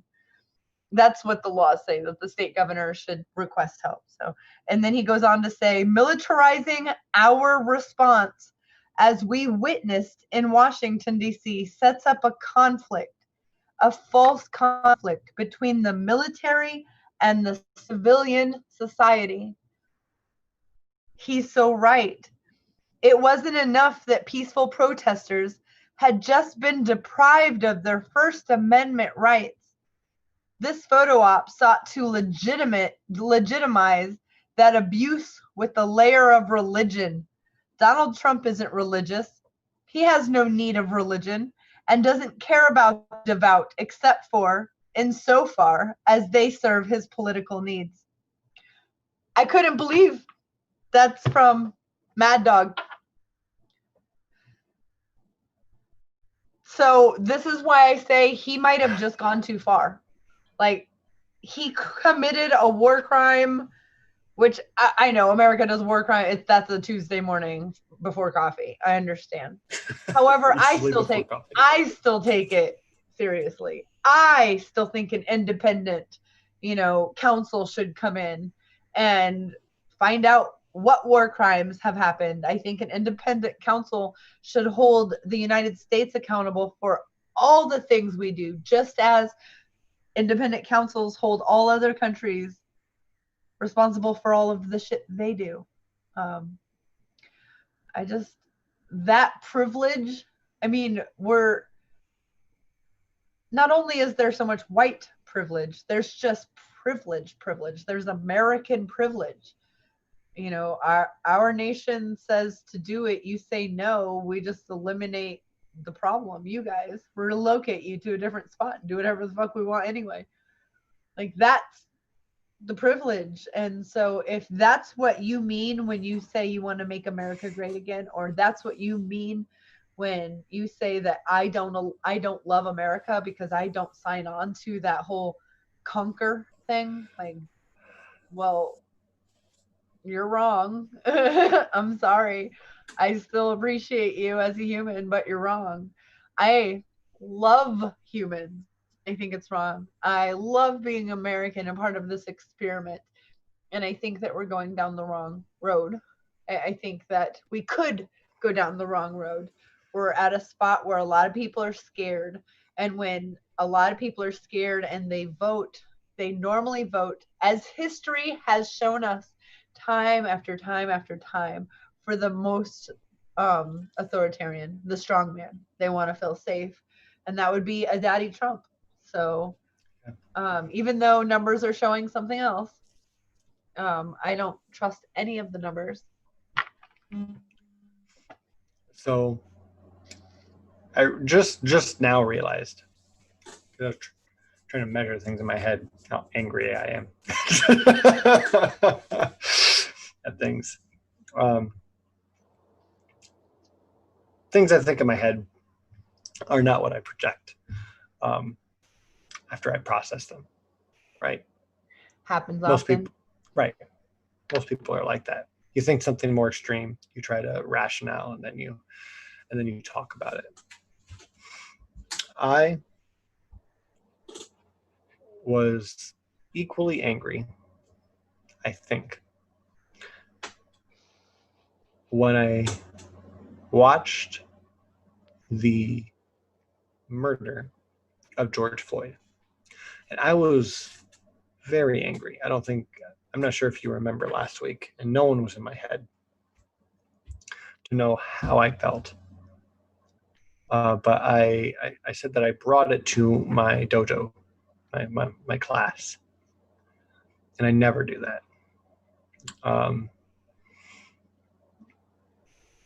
That was just so abhorrently wrong, so obvious.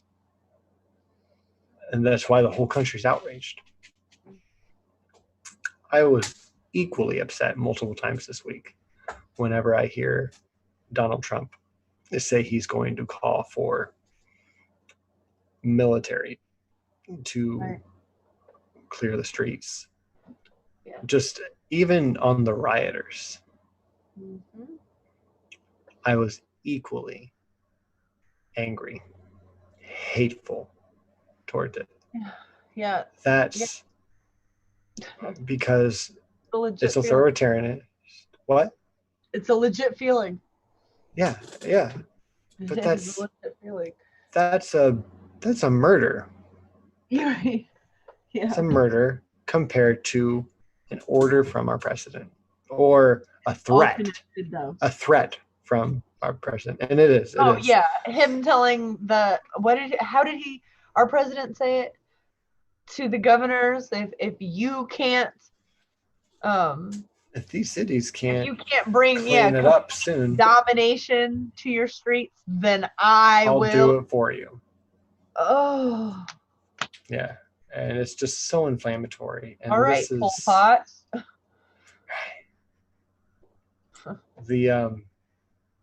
The right wing's so worried about authoritarianism.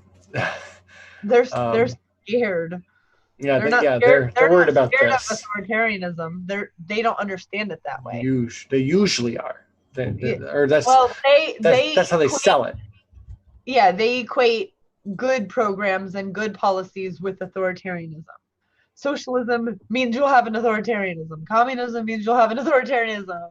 A social democracy means an authoritarian, because someone who was an authoritarian, not a socialist, Hitler, not a socialist at all. He just used it because it was what was the popular thing in the 1920s.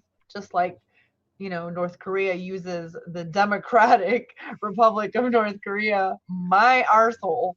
It's Democratic. Get out of here. People can say whatever they want. It is. They can. They can. You have to show that it is. Russia calls itself a sovereign democracy because, well, why aren't you a democracy? We are a democracy. We're a sovereign democracy, which means they just made some shit up. Right. Let me point this out again, but I think I have a better way to say it this time around. You can be a communist and not be authoritarianist. You can be a complete anarcho communist. You can also be a full and complete dictator communist. It doesn't matter. Well, it's kind of actually the kind of oxymoron. Well, hold on. Let me make the point first, and then you can push back on it. I'm not done. I know. Because communists kind of push for certain social safety nets and services and all of this stuff, right? Socialists do. There's no leader. Democrats do, right?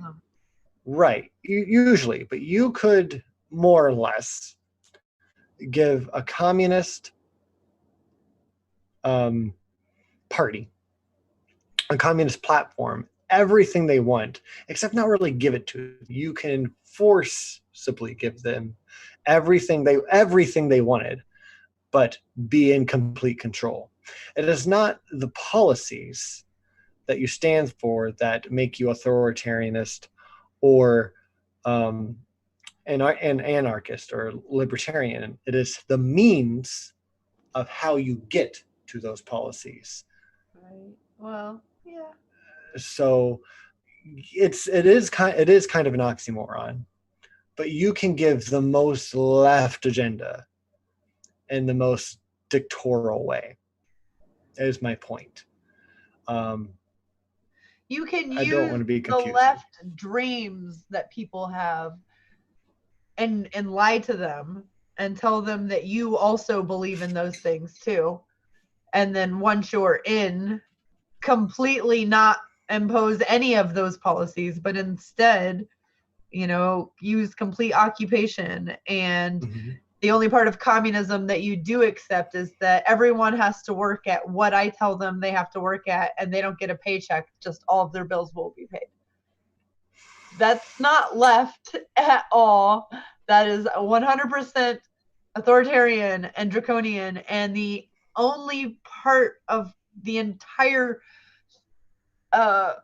theory of communism that you used was the one part that would make it wonderful if you did it right, was that everyone worked at what they're good at in communism. what are you good at? I'm good at hanging out with kids. Okay, well, we're going to put you through, college, and you're going to work with kids, and that's going to be your job, and you're not going to have any bills because everything's going to be paid for. But we also have a community bank account that everybody can use. It's like no needs are go unmet. So that's not authoritarian. They're so different. Our country's so indoctrinated. It's hard for them. They can't see. They think communism, socialism, and anarchism and Satanism is just the same thing. It's just Oh, and atheism too. Yeah, I'm not, because communism is a very specific thing, and it is on the left. But remember, when we're looking at that graph, because we went through the political compass thing a little while back, right? Let's say here's our lines here, X and Y axis. Okay. I don't want to confuse anyone. I think left, is this left for you? Yes. Christy? Okay. Let's say. Hold on, do that again. Right here. Damn it, Christy. Only I could see that. So let's say communism is over here. Okay. That's not where communism is, but let's say that. There's a grid, right? There's a bunch of little lines here. You can go all the way up. Right. On that communism line. And that doesn't mean it's still communism, but you can have a very left agenda in a very forceful way. Right. Or you can go all the way down and have it in a very, people just wanted that, man. Right. Every single person just wanted it, bro.